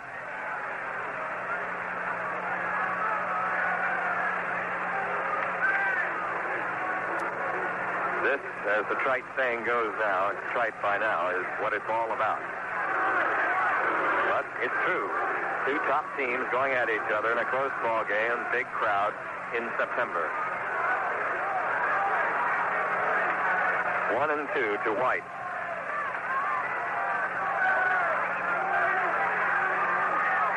Tiant reads the sign. Into the windup. Fires. Fly ball, right center field. Rice coming over. Jim Rice is there. He's got it. That's all for the Yankees. They get a run on the homer by Piniella. They leave 1 1/3. At the end of 4 1/2, halfway through, it's Boston 2, New York 1. Well, the game is official now. The home team leading, middle of the 5th inning. So if the rains continue to come down or any harder, I haven't heard mentioned at least the last couple innings. It was coming down at a pretty good pace. About the third inning, the game is official. The Red Sox would win it. As mentioned, Lee May hit a home run, his 25th of the year for the Orioles in the fifth with a man on base. Toronto failed to score in the sixth, so we have a 2-0 ball game. Baltimore. Orioles hoping to pick up that full game as well as the Red Sox on the Yankees. That would mean the Orioles would trail by 2, Red Sox by 2.5. Oakland, Chicago after 1 inning of play, no score. National League Final, Montreal beat St. Louis 4-2 in the first of a 20 doubleheader. Totals for Montreal, 4 runs, 6 hits, 1 error. St. Louis, 2 runs, 4 hits, and 2 miscues. Twitchell, the winner, he's 6-10. Ura is the loser. His record now is 7-4. Final again, first game, Montreal 4, St. Louis 2. Second game pitchers, Eric Rasmussen, 10-16 for the Cardinals. Young Hal Dews, that's D-U-E-S for the Expos, he is 1-0. A ball game here, 2-1 Red Sox as they come to bat in the fifth inning with Denny Doyle, the number 9 hitter, first up against Mike Torrez. Then the top of the order, Burleson and Ted Cox. Doyle was called out on strikes and didn't like it in the third inning. Well, no batter likes it, but he kicked on the call by Brinkman. And they swing around to left on him. He looks at a pitch up high, ball 1. Denny right now hitting at 238.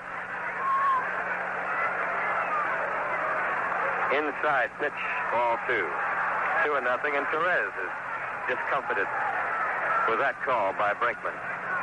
He has walked around, turned his back to home plate, and then takes the throw back from Munson. Well, I've been on teams with Mike Torrez. He's not a guy that kicks on pitches unless he thinks they're really bad. He's a very mild-mannered man. That's what everybody says, and he's kicked twice tonight. Now Munson is having his say. As the plate umpire, Joe Brinkman, has taken it tonight. The count on Doyle, 2 balls, no strikes.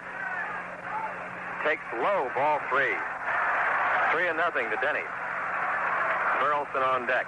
Red Sox leading the Yankees 2-1. The pitch is a called strike, and Doyle just kind of froze there and then started to first and jumped out. He realized it was a strike. Pitch. Strike 2, Doyle taking all the way. 3-2 now. Royals have picked up 2 more runs, and after 5.5, they lead 4-0 over Toronto. Doyle plumps one into shallow center. Rivers comes on. He's got it on the run. He was playing shallow anyway for Denny Doyle. Otherwise, on a medium or deep stance out there, he would not have had it. But Doyle sends a short fly ball caught by Mickey Rivers. 1 out. Rick Burleson is up. He is flat out and singled. Bill Lee is getting some work in the bullpen. He is scheduled to go on Friday in Tiger Stadium, starting against left-hander Bob Sykes. They pitch to Burley. Ground foul, nubbed off the end of the bat toward into the photographer's dugout, far end of the Red Sox dugout. Jerry Buckley and company holding forth there. The 1-strike pitch, and it's a fly ball to center field. Rivers back under this one. Easy chance for him. He's got it. 2 outs. 2 put-outs for Rivers this inning. Ted Cox is 0 for 2. He has struck out and grounded out. Number 18, designated hitter, Ted Cox.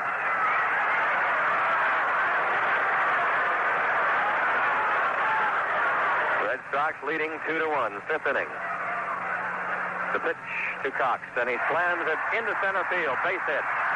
So Cox gets another hit. He's hit in 3 straight games. Solid smash out of the reach of the shortstop, Bucky Dent. 2-out single by Cox. That's the 5th hit for Boston. Jim Rice is up. Rice, the man that the Red Sox would like up in a situation like this. 2 outs and a runner at first. The long ball type that could get the ball out of here or against the wall somewhere and add another run or 2. Rice is 0 for 2. Fly ball left center field off the fist. Coming on is White, and he's got it. Roy White makes the catch between Dent and Rivers for the final out. No runs. We go to the 6th inning, 2-1 Boston. Jack Nicklaus has a chance to unseat Tom Watson as pro golf's leading money winner this week. Nicklaus is about $21,000 behind Watson, but he's favored to win the $150,000 Ohio Kings Island Open, which gets underway tomorrow, and a layout which bears his name. Nicklaus already has played the course to perfection. He won the inaugural event in 1973 with a 9-under par 271 total. That's a tournament record that still stands up. Watson is skipping the event, but the tournament does boast 17 of this year's winners, including Lanny Watkins, Bruce Litsky, and defending champion Ben Crenshaw. The 156-man field will be trimmed to the low 70s after Friday's second round, and on Saturday, the players will use both the 1st and 10th tees to finish before the start of the Ohio State-Oklahoma football game. Nicklaus is an Ohio State graduate, and earlier this month he complained that he might have to miss the Buckeye Sooner contest. Speaking about football, John Brockington, the second leading rusher in Green Bay history, has cleared waivers and will become a free agent Thursday afternoon. The former Ohio State fullback was drafted by the Packers in 1971, became the first man to gain 1,000 yards in each of his first 3 National Football League seasons. However, he dipped to 883 yards in his 4th season and has been below 500 yards the last 2 years. Packer coach Bart Starr said he tried to trade Brockington, but his high salary hampered the talk. We have moved through 5 innings here, and the Red Sox have a 2-1 lead over New York. 2-5-0 for Boston, 1-4-1 for the Yankees. Louis Tiant on the mound. Mike Torrez has pitched his way back well. He's starting to come in on the hitters. They were getting to Tiant last time up in the 5th inning when Piniella hit a home run. We'll see how it goes as they go to the 6th and Jim Wood. Thurman Munson leads off, tapped in front of the plate, but in the 4th inning, almost tore the glove off Butch Hobson with a line drive at 3rd. So the very meat of the Yankee batting order, Munson, Jackson, Chambliss, Nettles. If anybody gets on, coming up here to face Tiant, who was hit rather hard in the 5th inning, surrendering a run of his lead. Outfield straight away for Nettles. Tiant works to him, and he lines the ball out to left center field. Base hit. Lynn goes over to cover it. He holds it to a long single by Munson, and that's the way it starts here in the 6th. The tying run is on. 5 hits now, Tiant, and 44. We have more action in the bullpen for Boston. Here's Reggie. Popped up, single to the opposite field to left on a change curveball in the 4th inning. So Tiant in immediate trouble here in the 6th.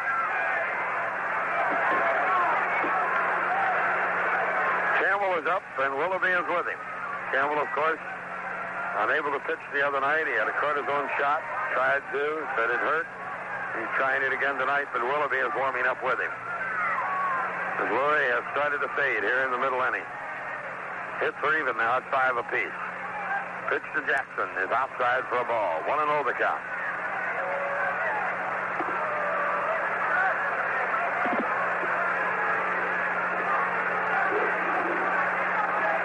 Big left-hand hitters coming up here against Tiant. Reggie, Chambliss, and Nettles. Scott right with Munson at the bag, and the pitch, high ball 2. 2 balls, no strike. And the natives are getting restless. Louis extremely strong through 3 innings, and they got to him a little bit in the 4th, more in the 5th, and now here in the 6th they've started again. Baltimore winning 4-0. Louis watching Munson. Fires, high, ball 3. Behind Jackson now 3-0, and Fisk is on his way to the mound. Big situation developing here. Fisk doesn't go all the way out. Says something to Louis and comes back with the mask on top of his head. Another wide one will put a couple of men on with nobody out. A must game for Boston. You better believe it.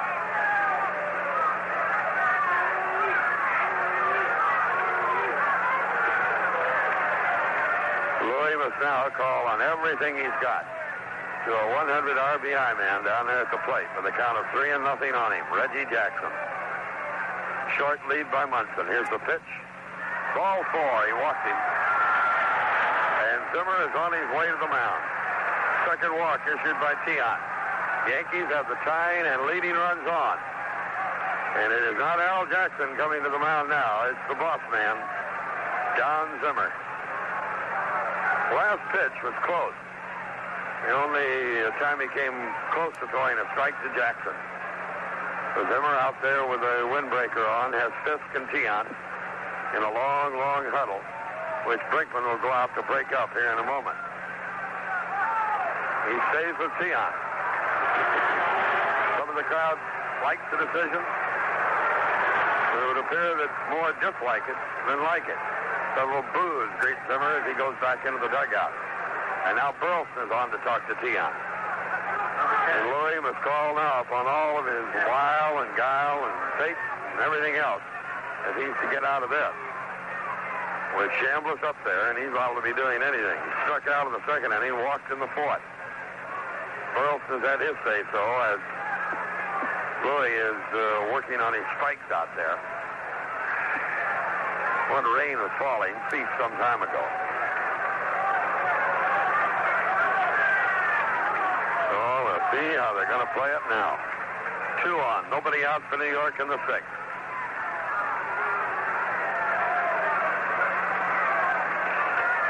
Louis watching Munson. Burleson's right there with him. Long drive left to right center field. Lynn goes over, covers it. Munson tags up. He'll come on to third as the throw comes in without a play on Munson. A long drive by Chambliss off toward right center field that Lynn ran down. Had no chance to throw out Munson. 1 out. Another hard hit ball off Louis. Zimmer coming to the mound, and that's going to be all for Tiant. That was the message that Zimmer wanted. That long, long drive by Chris Chambliss that Lynn captured. The card is going out. You're listening to Red Sox baseball from Fenway Park in Boston. A new Major League home run record has been set. Milwaukee's Sexto Locano has homered at Milwaukee in the first inning, giving the Major Leagues a total of 3,430 home runs for the year. The total record, the old record, was set in 1970, 3,429. Locano's home run came in the first off Seattle pitcher Doc Medich with a man on base. And if you want to really keep up the statistics, the time was 8:45 Eastern Daylight Time. All-time record, 3,430 home runs hit in the Major Leagues this year, and we still have a week or two left. Looking at scoreboard in the National League after 4, no score between Pittsburgh and New York. Toronto at Baltimore after 5, 4-0 Orioles. Also in the American League after 1, Kansas City leads Minnesota 2-1 as they creep closer to that Western Division title in the junior circuit. After 1.5, no score between Oakland and Chicago. Skipping back to the National League after 1 inning of play, the Houston Astros lead the Atlanta Braves 2-1. There's a later game in the American League, Texas at California. The probable pitchers for the Rangers, Bert Blyleven, 13-12 against Paul Hartzell, 8-10. Again, the first game of the doubleheader in the National League. Montreal beats St. Louis 4-2. They're just beginning the second contest. Tiant, after the 3 innings that he pitched so brilliantly, was shaky all through the middle innings. Goes 5 1/3, giving up 1 run, 5 hits, walked 2, struck out 4. He could win the game. He could very easily lose it as he leaves 2 men on the base paths for right-hander Jim Willoughby. So Willoughby with a sinker comes on in the tumbling down motion, trying to keep the ball on the ground or else pop up or get a strikeout. Nettles is a key man here with a runner at third base and a runner at first, but a fly ball would tie this game up. Willoughby has won 5 and lost none, has 2 saves. This is his 28th relief appearance of the year. He was out of over a month with a broken ankle injury. His earned run average is 4.38. In 49 1/3 innings, has given up 44 hits. He has allowed 2 home runs, if you're thinking along those lines. He has walked 14, and he has struck out 28. so. He is 2-1 in strikeouts to walks. And you don't want him to put anybody else on base right now. With runners at first and third, one out, and a lot on the line. Everything on the line, baby, everything. Nettles is fouled out and struck out, facing Tiant. The Red Sox infield at double play depth. Munson at third. Jackson is on at first, and it would not be beyond him to be taken off. He has stolen one base in this game. Outfield almost straight away. Here's the pitch by Willoughby, and a big swing and a miss by Nettles. Strike one. 0-1 the count. A scant 2-1 lead for Boston. And Willoughby sitting on a keg of dynamite with the fuse burning. Oh, well, he needs a ground ball right at somebody. Here's the pitch. Strike two called. Willoughby hit the inside corner on Nettles, and he has him down now, 0-2.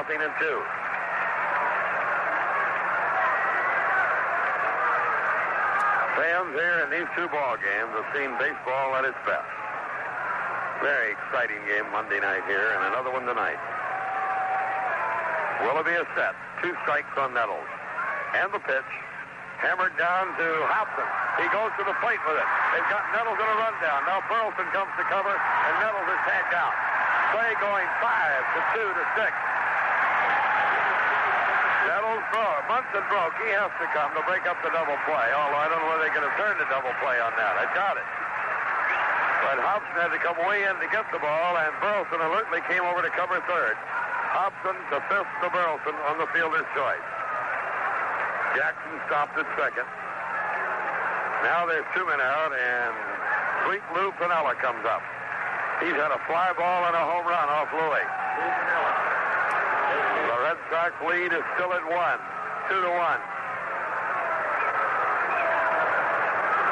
And a guy who has played such an important part in the Yankees' surge to the front in the American League East, which they've held on to for quite a while. And he's up there on the spot again, facing Jim Willoughby. So wherever you may be, don't go away. Piniella finally gets all adjusted in the batter's box. Willoughby brings it in, and this is outside. 1 ball, no strike. Louis started the inning by giving up a hit to Munson and a walk to Jackson. And the long out by Chambliss, and Willoughby was brought on. Now Piniella takes a walk out of the batter's box and seems to have something in his eye.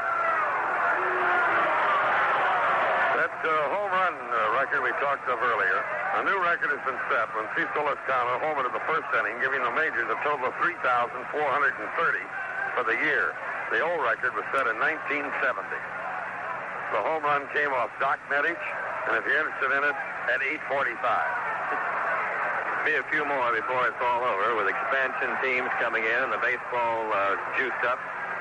And parks like Seattle and Toronto that are home run paradise for so many hitters. Trainer has now come out to aid Piniella and try to get out of his eye whatever was in it. I would not think it would be a bug tonight. A bug would freeze to death. Well, if he caught dead here, he'd be dead if he were here. He would be winging his way southward with the Ducks.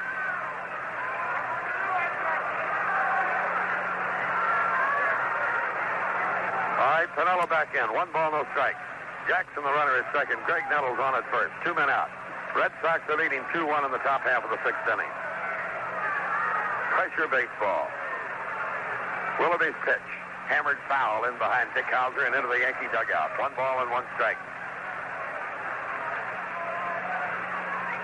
And another big turnout here tonight that'll set a new all-time attendance record for Fenway Park.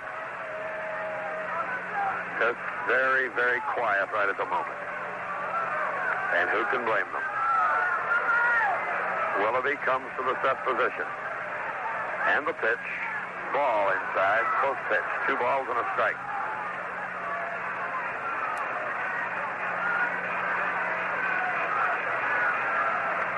Still activity out in the Red Sox bullpen. Campbell swinging his arms out there, and Lee still fiddling around. Willoughby comes to Piniella. Grounded foul again and hard into the Yankee dugout. Oh, Now a count of 2 balls and 2 strikes. 2 outs and 2 on. Jackson back to second and Nettles back to first. 4-0 the Orioles in the 6th inning down in Baltimore.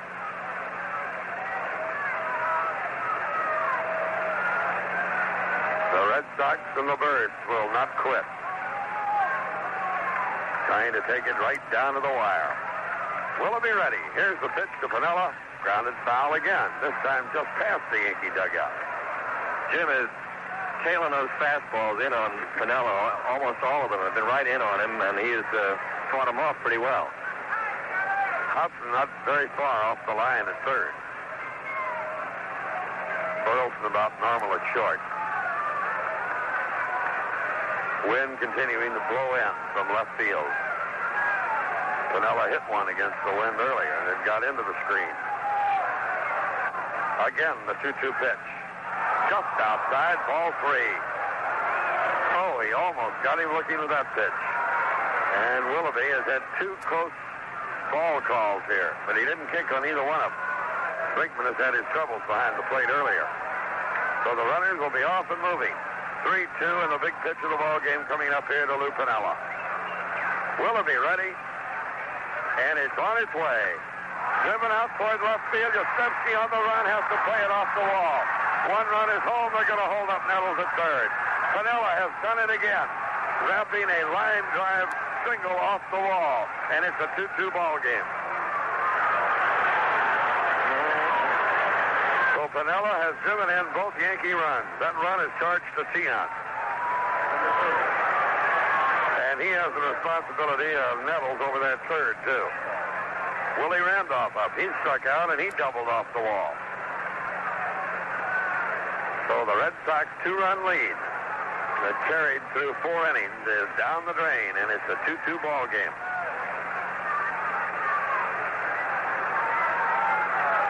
Yaz was racing for it, but just didn't have time to get to it, and wisely played it off the wall in a hurry.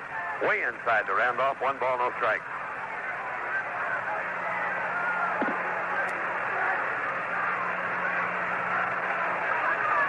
Oh, the crowd, hoping that Willoughby could get out of it, and he was within a quarter of an inch, I think, of getting out of it on that 1 pitch to Piniella. But he racked the 3-2 delivery. Curve in and over for a strike. 1-1 the count.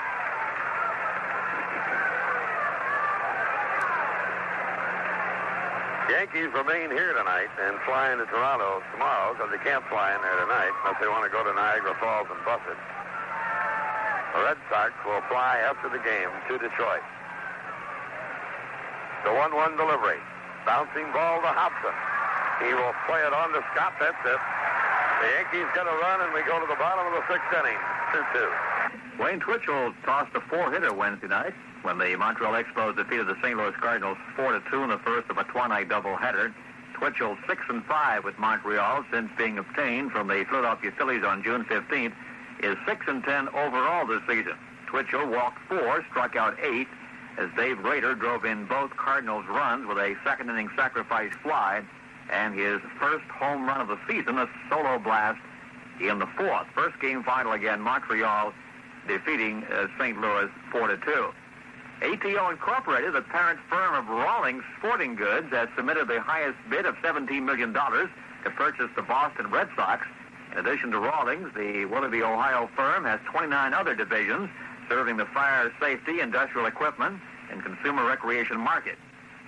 ATO spokesman James Bailey said, "All I can tell you is that ATO has made a bid to purchase the Boston Red Sox. We have not heard anything from the current owners concerning the results of the bid.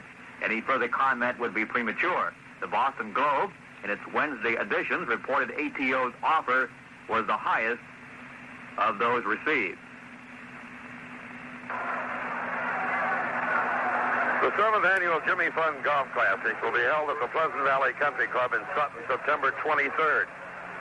Clubs from all over New England will be represented, and former Red Sox manager and American League President Joe Cronin will be honored for his many years of service to the Jimmy Fund.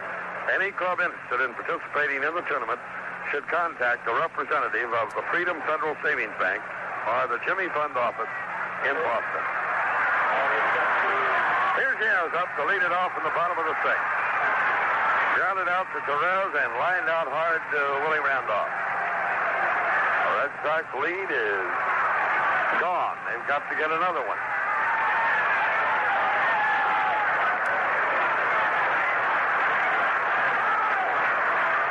Pitch to Yaz. Driven out toward right field. Jackson moving. He got there. Another hard-hit ball by Yastrzemski, but a little off to the right of Reggie Jackson, who ran it down. One out. Let's pause there for station identification. This is the Boston Red Sox Radio Network. This is the American Forces Radio and Television Service. You're listening to SCN Radio in the Canal Zone.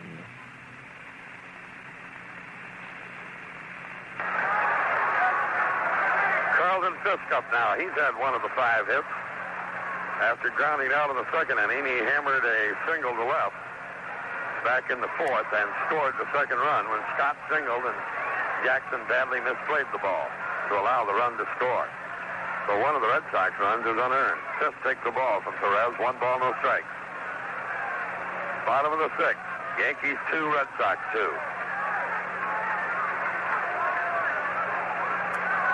Tiger Town tomorrow night. We'll be on the air around 7:45.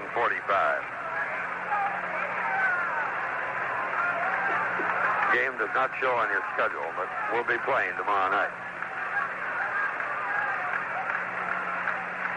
Low to Carlton. 2 balls and no strikes. Been warm-up action one time out in the Yankee bullpen. Outside of that, Torrez has pitched a strong ball game. Now the crowd starts to hoop it up and pound their hands a bit. Ball 3 is inside the 5th. 3-0 the count. Torrez has walked 2 and struck out 2.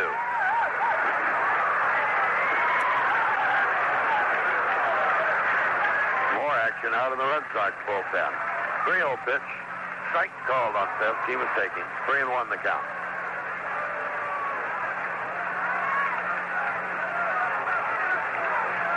Fisk flexes his knees. Waits for the pitch. Fly ball center field. The wind will hold it up for Mickey Rivers. He gets it deep, 2 out. Fisk went into the long part of the ballpark, and not a chance there tonight unless you hit it a ton. 2 outs to George Scott. He's walked and singled so far. 2 men out, nobody on. The Yankees out hitting the Red Sox 6-5. But the game is even, 2 apiece.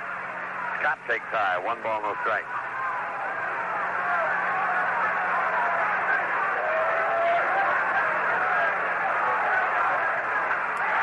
Long drive by Scott, deep right field. Jackson back, it's gone, home run.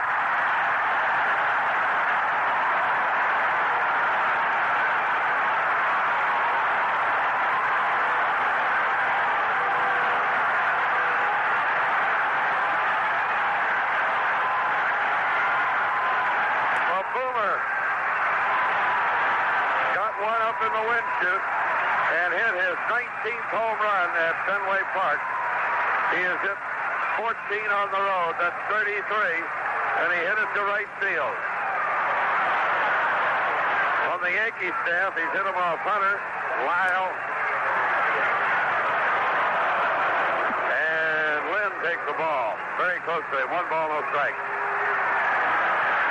He's hit a lot of these home runs out that way. Ball 2 is inside the limb. Action in the Yankee bullpen. It gave Scott 91 RBIs, and 5 Red Sox players now have 90 or more. Way inside the limb, ball 3. First time in the majors since the Dodgers did it in 1953, and the first time in the American League since the Red Sox in 1941. 1953, the Dodger run production stopped suddenly in the World Series when they ran into Reynolds and Rashi. Pitch is down the middle for a strike. 3-1, the count on Lynn. 2 men out. Big swing by Fred, strike 2. 3-2 the count. Red Sox leading 3-2 in the bottom of the 6th. That ball took off and almost carried into the seats over the Red Sox bullpen. 3-2 pitch. Popped up. Chambliss wants it, running hard from first base and makes the foul ball catch to retire the side. We go to the 7th, 3-2 Boston. Jim Willoughby has been relieved by the big man, Bill Campbell, who evidently is fit again. Willoughby went 2/3 of an inning, gave up a hit, and now Bill Campbell has come on. Bill Campbell, who's had a cortisone shot this week, and who can deny him having a tired arm from time to time after this season.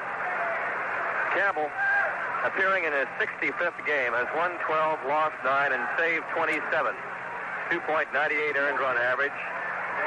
129 and 2/3 innings, pitched 106 hits, including 13 homers, 109 strikeouts, 53 walks, and the first guy he's going to pitch to is a Man Mountain over from the California Angels, the guy that hit one into the light tower the other night, Dave Kingman. Right Jarnett, he's hitting at 239 with 5 home runs in the American League and 9 runs batted in. Hit 3 of those home runs for the Yankees since they got him just the other day when we were there. Campbell works to him and sends the curveball in for a strike. 0-1. Here's the drama right now. Campbell against Kingman, batting for Bucky Dent. Hammered a long one the other night against Reggie Cleveland. Yes, still in mid-left field, then off toward left center. Here's Campbell's pitch. Too close. 1 ball, 1 strike. Asked Fudge the other night after the game what the book was on Kingman. He said, well, it wasn't the page we threw him.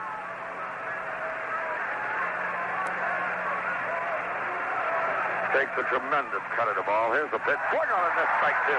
Campbell put just a little bit off of it. The big man went out to get it and was way out in front of it. 1-2 the count. 3-2. Red Sox, 7th inning. In a dramatic ball game here, and one that the packed crowd will not forget no matter how it comes out. Hit down to Hobson, who boots it. Fight for it. Can't get it. Kingman is on. So Dave Kingman, reaching out to get it, could not come up with it as the ball hopped away from him, and an error will be charged to Hobson all the way, and the tying run is on.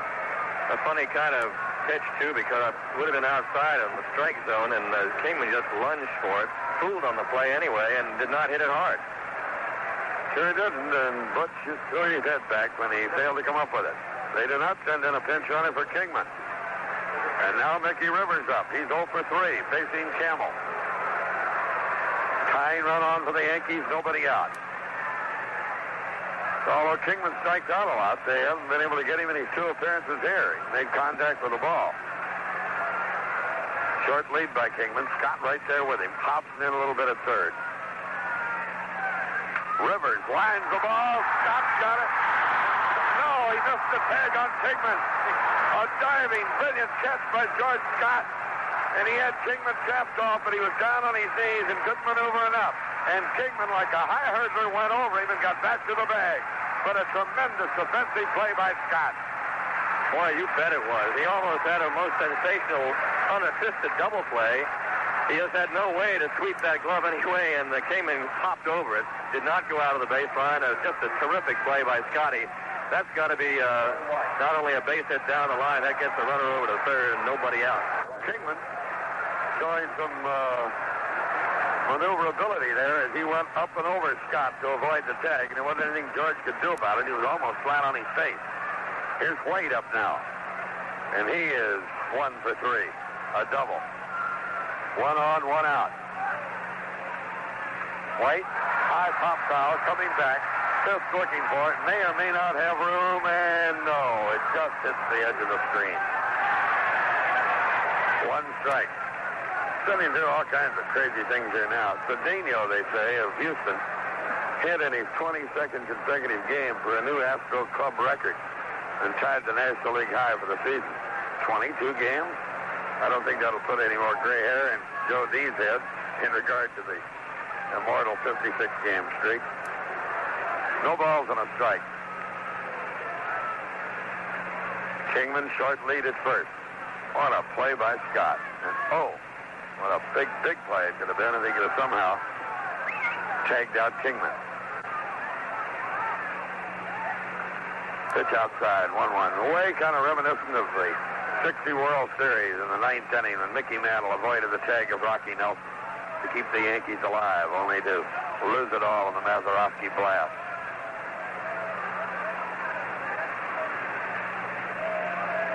Outside the White, 2 balls and a strike.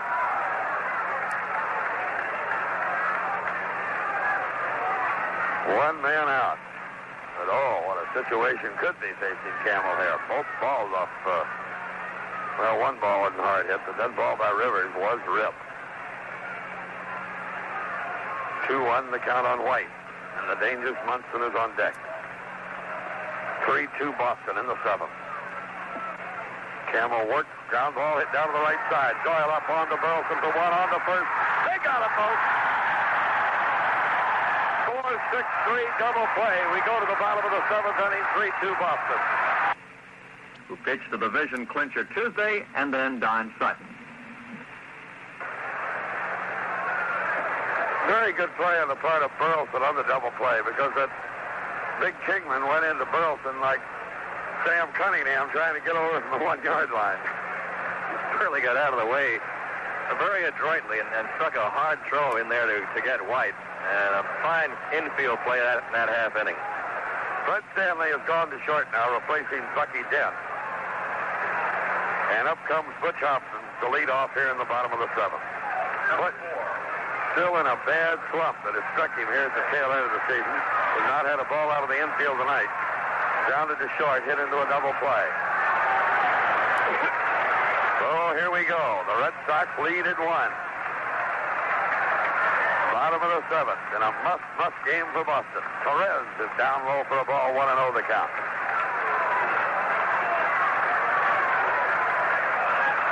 Next pitch by Mike, rip foul back here. 1 ball, 1 strike. Each side has made an error. Each side has 6 hits, and Boston has 1 more run than the Yankees. Inside is Big Michael, 2 balls and a strike. None on, none out.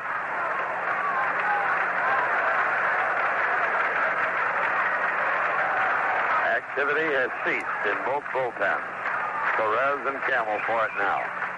High to Hobson, and Torrez behind now, 3-1.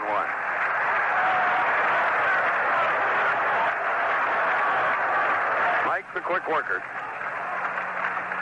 Fly ball, right center field, deep. Jackson back at the warning track. He's got it. Unlike Scott's ball, Butch has died out there near the warning track. There's one away, and Rivers came over and almost stepped on Jackson. Denny Doyle. Second base. Doyle. 1 out, here's Doyle up. Struck out, slide out to center.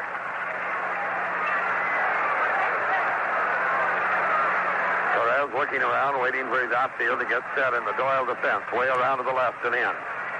Outside to Denny, 1 ball and no strikes.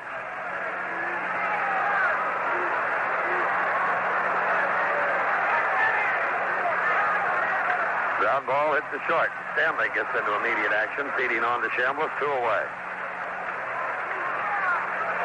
So Torrez, the only mistake he's made since the 4th inning, and he didn't make any then. Jackson made it for him, was that home run ball to Scott that cost him the lead. Now Burleson up. Brewster 1 for 3 on the night, and is hitting at .293 as he stands in right now. 11 games to play after tonight. 4 in Detroit, 4 here with Toronto, and 3 with Baltimore.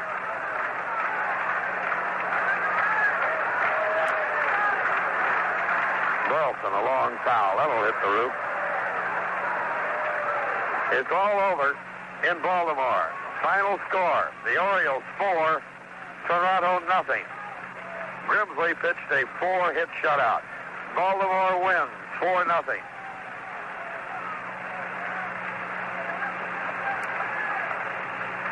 Fly ball, right field. Back goes Jackson, circling around. The ball's over his head. And rolling all the way to the wall. Burleson is going to go for 3. Here's the relay coming on, and no relay. Burleson has a triple on another misplayed ball by Reggie Jackson. And he never even came close to getting a glove on that. He broke in and then turned the wrong way, and by that time he'd lost all chance to catch it.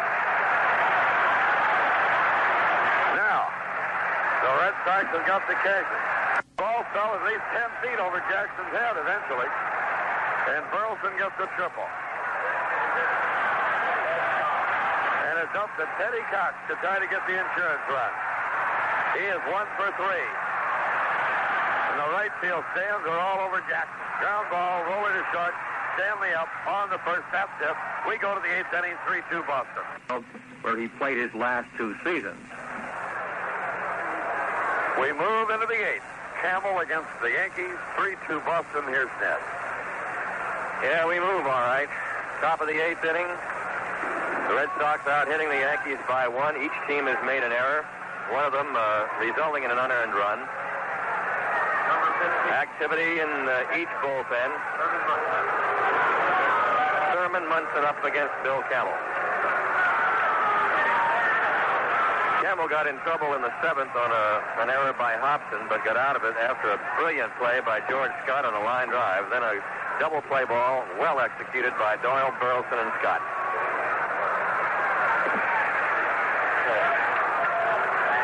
Bob Stanley is the warming right-hander for the Red Sox, and Ken Clay for the Yankees. Here's Munson. He is 1 for 3. Low outside, ball 1. Munson singled his last time up. He lined out to Hobson in the 4th, and he nubbed one to Fisk, actually, in the 1st inning. He nubbed one, and Pudge went out in front of the plate to make the play. Here it comes. There's a swinging foul at the plate. 1 ball, 1 strike. Red Sox leading 3-2. It's been a hummer of a ball game.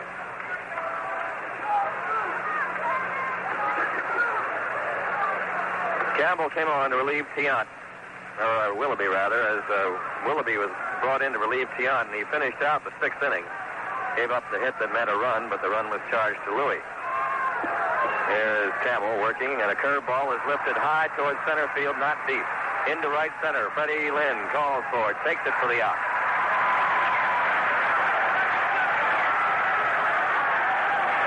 So there's one away. And here is Mr. Jackson about to come up.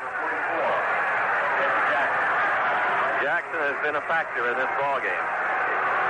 Had they been able to score in the bottom of the 7th, and the Red Sox scored after the triple by Burleson, which Reggie misplayed, he would have been a factor even more. But he's the kind that can be a factor to tie it up, too. At the plate tonight, Jackson has popped up, singled, and stolen a base. He has walked and scored a run. He has been involved. He's made an error and misjudged the fly ball in the outfield. Fastball by Campbell, outside, ball 1.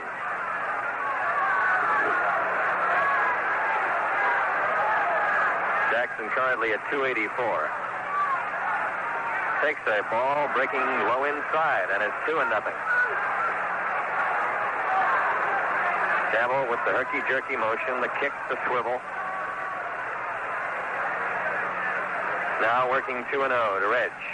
There's a drive to center field for a hit. Jackson is on. 1-out single by Reggie, his 2nd hit of the night. Tying run at first. Jackson is 2 for 3.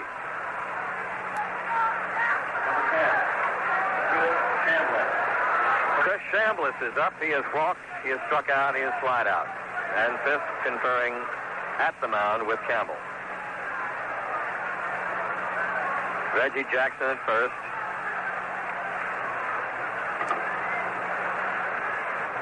And Fisk with a long discussion with Campbell. There's Chambliss's long fly ball to center field in the 6th inning that exited Louis Tiant. His ball hit well. Got a runner over to the 3rd, and that's what brought Willoughby on.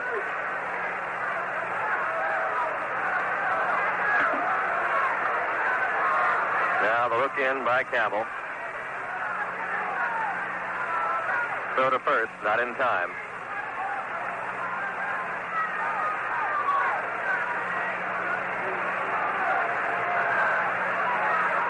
Here's the set. And the pitch. Strike call, picked up the outside corner.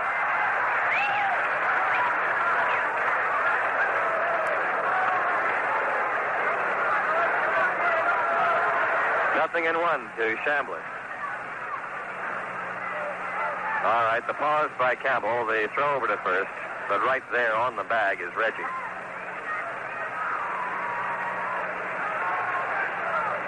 Chambliss, closed stance, looking in. Infield shortened up a couple of steps around second, and the pitch is golfed deep toward left field. That's going to be a base hit. Hangs right on the warning pass taken by Yastrzemski on a hop. Runners at second and third. Jackson the third on the double to the opposite field by Chris Chambliss. And now the tying run is at third, the lead run at second, as they're running at Campbell. Chris Chambliss slicing one onto the warning path in left, and Don Zimmer coming to the mound. Earlier this week and throughout the past week, Campbell has been used sparingly and had a stiff shoulder. Cortisone shot a few days ago. No wonder he hasn't had, that arm hasn't fallen off somewhere along the line because of he's not built like a Dick Raditz or a big burly kind of guy. He doesn't throw just cute little off-speed stuff. He works hard at everything that he throws. A variety of pitches, a variety of releases, and a herky-jerky motion. And he's been out there so many times. In several occasions, has pitched 3 and 4 innings in relief when there was nobody else left after Willoughby got hurt. Zimmer has just had a word with him, and Bill now kicks around at the mound to get things to his liking. Runners are at second and third. 1 out. Graig Nettles up. They're going to walk him. They will take no chances with the left-handed hitter, who will load the bases, and they'll take their chances with a guy that's hurt them all night, Lou Piniella. But he bats right-handed, and it'll put a runner at each base and create a force or double play situation. There is ball 3. Big, big moment in the game coming up. Ball 4. Nettles is on with the intentional walk, and they're loaded up with 1 out. And if Campbell ever had to call on something this year to pitch, it's now. Piniella has flied to center. He has hit a home run into the screen in the wind, and he has singled home a run, singling sharply to left. He's knocked in both Yankee runs, and he has a chance now at 1 or 2 more. This is his first time up against Campbell tonight. Hit the homer off Tiant and the single off Willoughby. All right, 3 on and 1 out. Hold tight. The set by Campbell. And the pitch. Foul ball spilled down the right field line, out of play, and just off the facing of the sky views on that side. 0-1. Piniella has been able to hang tough all night long on tough pitches, and he's fouled them off until he's gotten his own.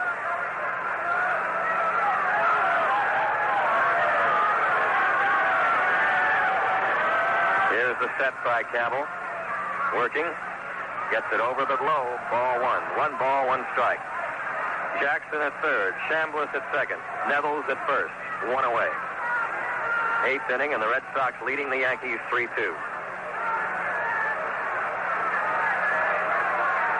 Long look in by Campbell. Here it is. Strike swinging on a breaking ball. Broke away and down in the dirt. Stopped by Fisk. 1-2, and not a very good cut by Lou that time. 1 ball, 2 strikes. Willie Randolph on deck. Campbell flexing, and now comes back on top. Takes the breath and stares down at the sign hung out by Carlton Fisk.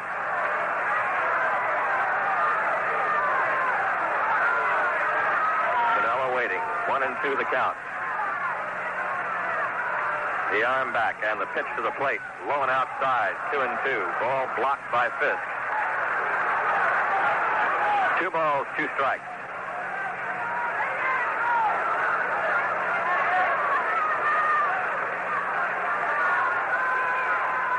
One away. And a murmuration below. Apprehension, excitement. Here's the set by Campbell. And he works and is swung on and missed strike 3. He jammed him. Piniella went for an inside pitch. It may have been a ball, but he went for it. And that's a big strikeout for Bill Campbell. There are 2 outs. First strikeout for Campbell. Willie Randolph is up. Randolph has taken a 3rd strike and doubled, and also grounded out. He is 1 for 3. Bases full. 2 outs now. The stretch by Campbell. Works to Randolph. Strike 1 call. Fastball. Picked up the outside corner. The biggest Yankee threat of the game, really. Except for in the 6th inning, they had people all over the place, and they got a run, but this is the bases loaded situation. Here's the 1-strike pitch. Outside, ball 1. 1 ball, 1 strike. Fred Stanley on deck.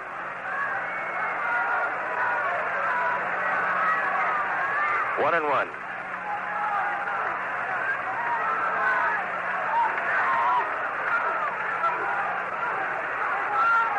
The look in. Campbell ready with the 1-1 delivery. Here it is, and it's ball 2 outside, a fastball. 2-0 to Willie Randolph. Tying run at 3rd. Other runs at 2nd and 1st. Randolph stands in slightly bent at the knees, busy with the bat. Campbell ready. Drops to the belt. Kicks and throws. Fly ball, center field, shallow. Lynn coming on. He's there. He has got it. Campbell gets out of it. We go to the bottom of the 8th. 3-2 Boston. 237. Tonight's attendance has come in 30,212. A new record in one season. 1,960,355 for a new all-season attendance record, regular season for a Red Sox team. And with some other games to go to break the 2 million mark, should come next week. Jim Rice up, bottom of the 8th. Mike Torrez, who's pitched a strong ball game, goes inside on Rice, ball 1. Torrez has pitched a tough game tonight. Jim Rice is hitless. And he's back for that one. Ball 2. Came close. Rice has lined to left, grounded out, and flied to left. He was off his 5th the last time up, and he hit the fly ball in the left field. Torrez works again, and it's low this time. Ball 3. 3-0 to Jim Rice. Red Sox leading the Yankees 3-2 in the 8th. Would like an insurance run as the 9th inning will come up. There's a high foul ball going out of play. Yankees in the 9th inning will have Fred Stanley or a pinch hitter leading off, and then the top of the order, Mickey Rivers, that man again, and Roy White. With, of course, Munson, Jackson, people like that to follow. 3 balls, 1 strike to Jim Rice. Torrez works. Strike 2 call. Tough pitch on the outside corner. And he's right back with him, 3-2. Torrez looks, kicks.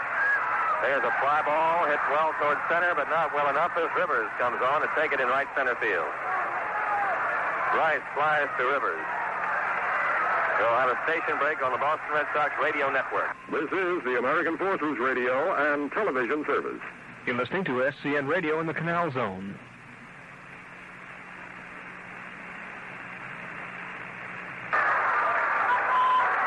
Carl Yastrzemski is up, and he's 0 for 3. Torrez looks him over and gets a strike. Rides at a fastball in off the letters for called strike 1. Yaz has grounded to Torrez. He has lined to second and lined to right. Hit the ball hard twice. 0 for 3, and it's dropped him below 300 at 299. 1 out, nobody on. 8th inning, and the Red Sox leading the Yankees 3-2. And here's the pitch, and it's fouled off. A good rip by Yaz, but didn't get it. And it's 0-2. Rivers is pulled way over into right center field. And White, again, at the point of the scoreboard in left center. Jams him inside too much, ball 1. Tough pitch to take, but it was off the corner. Good pitch by Torrez, actually. Wanders around, looks out toward the outfield. They are overloaded in their outfield shift on Yastrzemski. Boots one down the left field line for an easy 2, and if it rolls long enough and kicks around in the corner, somebody can get 3 on it. All right, it's 1 and 2. Torrez works. Outside that time, ball 2, 2 and 2.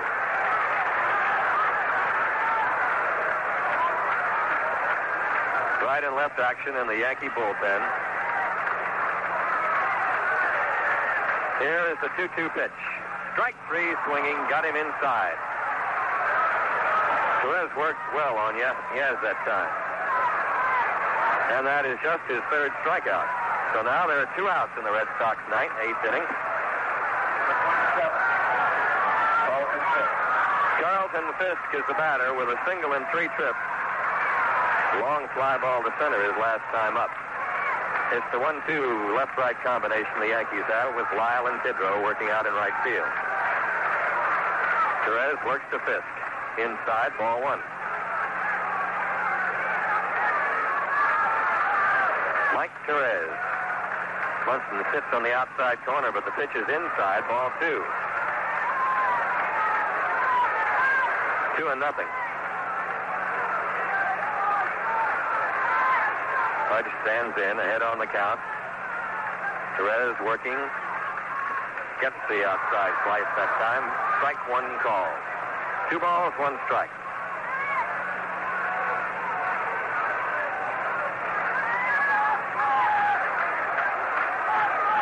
This holds the bat high, flexes. Takes high, ball 3, 3 and 1. Mr. Scott's on deck. Torrez gave him a quick glance a second ago. Boomer, the difference in this game right now. 3 and 1 to Butch Fisk. Goes for it, misses. Strike 2. 3 and 2. Full count to Fisk with 2 outs. Wind has been blowing in all night. From the wall toward first base, second toward first, for the most part. Here's the 3-2 pitch. He taps one at the plate foul. Munson quickly jumped up and grabbed it, but in foul ground. Count remains 3 and 2 to Fisk.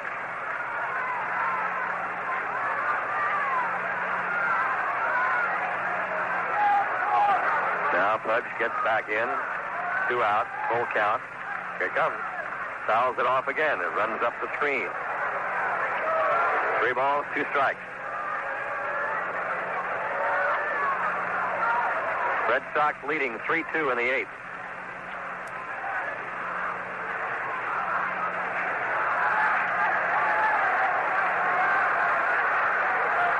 Three balls, 2 strikes. Here's the delivery by Torrez. And a high drive to left field, but not long now. The wind holds it. Roy White cruising now, coming in on the ball, and he's got it for the out. 1-2-3 inning for Torrez, and we go to the top of the ninth, 3-2 Boston. Checking the scoreboard now. All right, we're going to the top of the ninth inning, and Del Alston, a rookie outfielder, will bat for Freddie Stanley. Del Alston has done a good job when he's been called on. He's only been in 17 games. 32 times up with 12 hits, including 3 doubles and a homer and 3 RBIs. Rick Miller is playing right field now for the Red Sox. Miller in defensively, replacing Rice for the Red Sox. Red Sox leading 3-2. Del Alston, left-handed hitter, bunts one toward the mound, picked up by Campbell, throws him out, 1 away. Alston trying to bunt his way on. He's got good speed, but he didn't drag it enough. He made it out too much toward the mound, and it was an easy play for Campbell. So there's 1 out in the Yankee ninth, and here comes Rivers. Mickey Rivers, who was hit in the head by a fly ball by Lynn. It turned into a double earlier in the game, stayed in the game. He has gone 0 for 4, but was robbed of a double by a brilliant play by George Scott last time up. Fastball outside, ball 1. Hobson close on the grass at third.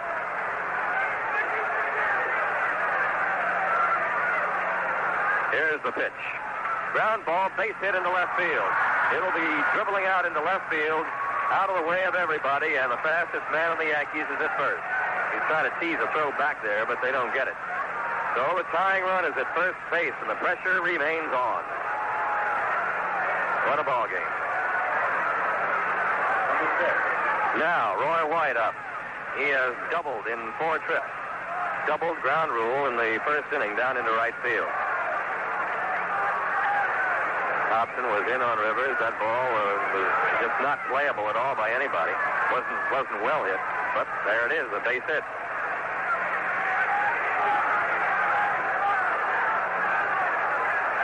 Campbell looks down for the sign. Goes to first base. Mickey Klutz, who's an infielder, is loosening up in case this game goes extra innings, and he goes into the bottom of the ninth, rather, and he has to go in at shortstop. Again, a throw to first, and Rivers is hanging close. Yankees trying to put it on here in the ninth inning.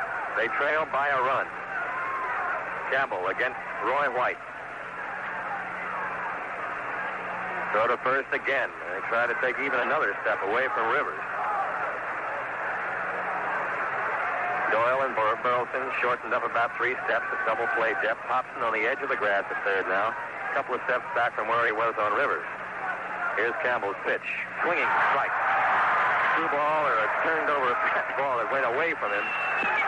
And White didn't get it. 1 strike. Rick Kruger, Bob Stanley, and the Red Sox bullpen. Red Sox leading the Yankees 3-2. Rivers at first.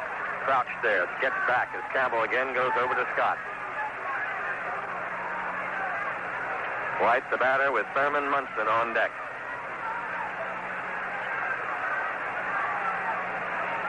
Campbell's pitch. Ground ball. Taken by Scott in the air. Steps on first. Double play. Game's over. And George Scott did it again. A line drive that was taken right off the ground by Scott. A hard hit ball. He got it and went to first base. Showed the umpire that he got it in the air and stepped on the bag for an unassisted double play to end it. And the Red Sox are still alive. Oh, mercy, this is Scott. White hit the ball hard. The ball was not quite as brilliant as the play he made on Rivers in the 7th inning. But what a way to end the ball game. Unassisted double play as Rivers was caught way off the bag. And Mr. Scott saves it for Mr. Campbell. No runs, 1 hit, and nobody left in the ninth. And the score, the final score, the Red Sox 3, the Yankees 2. We'll wrap it up in a moment.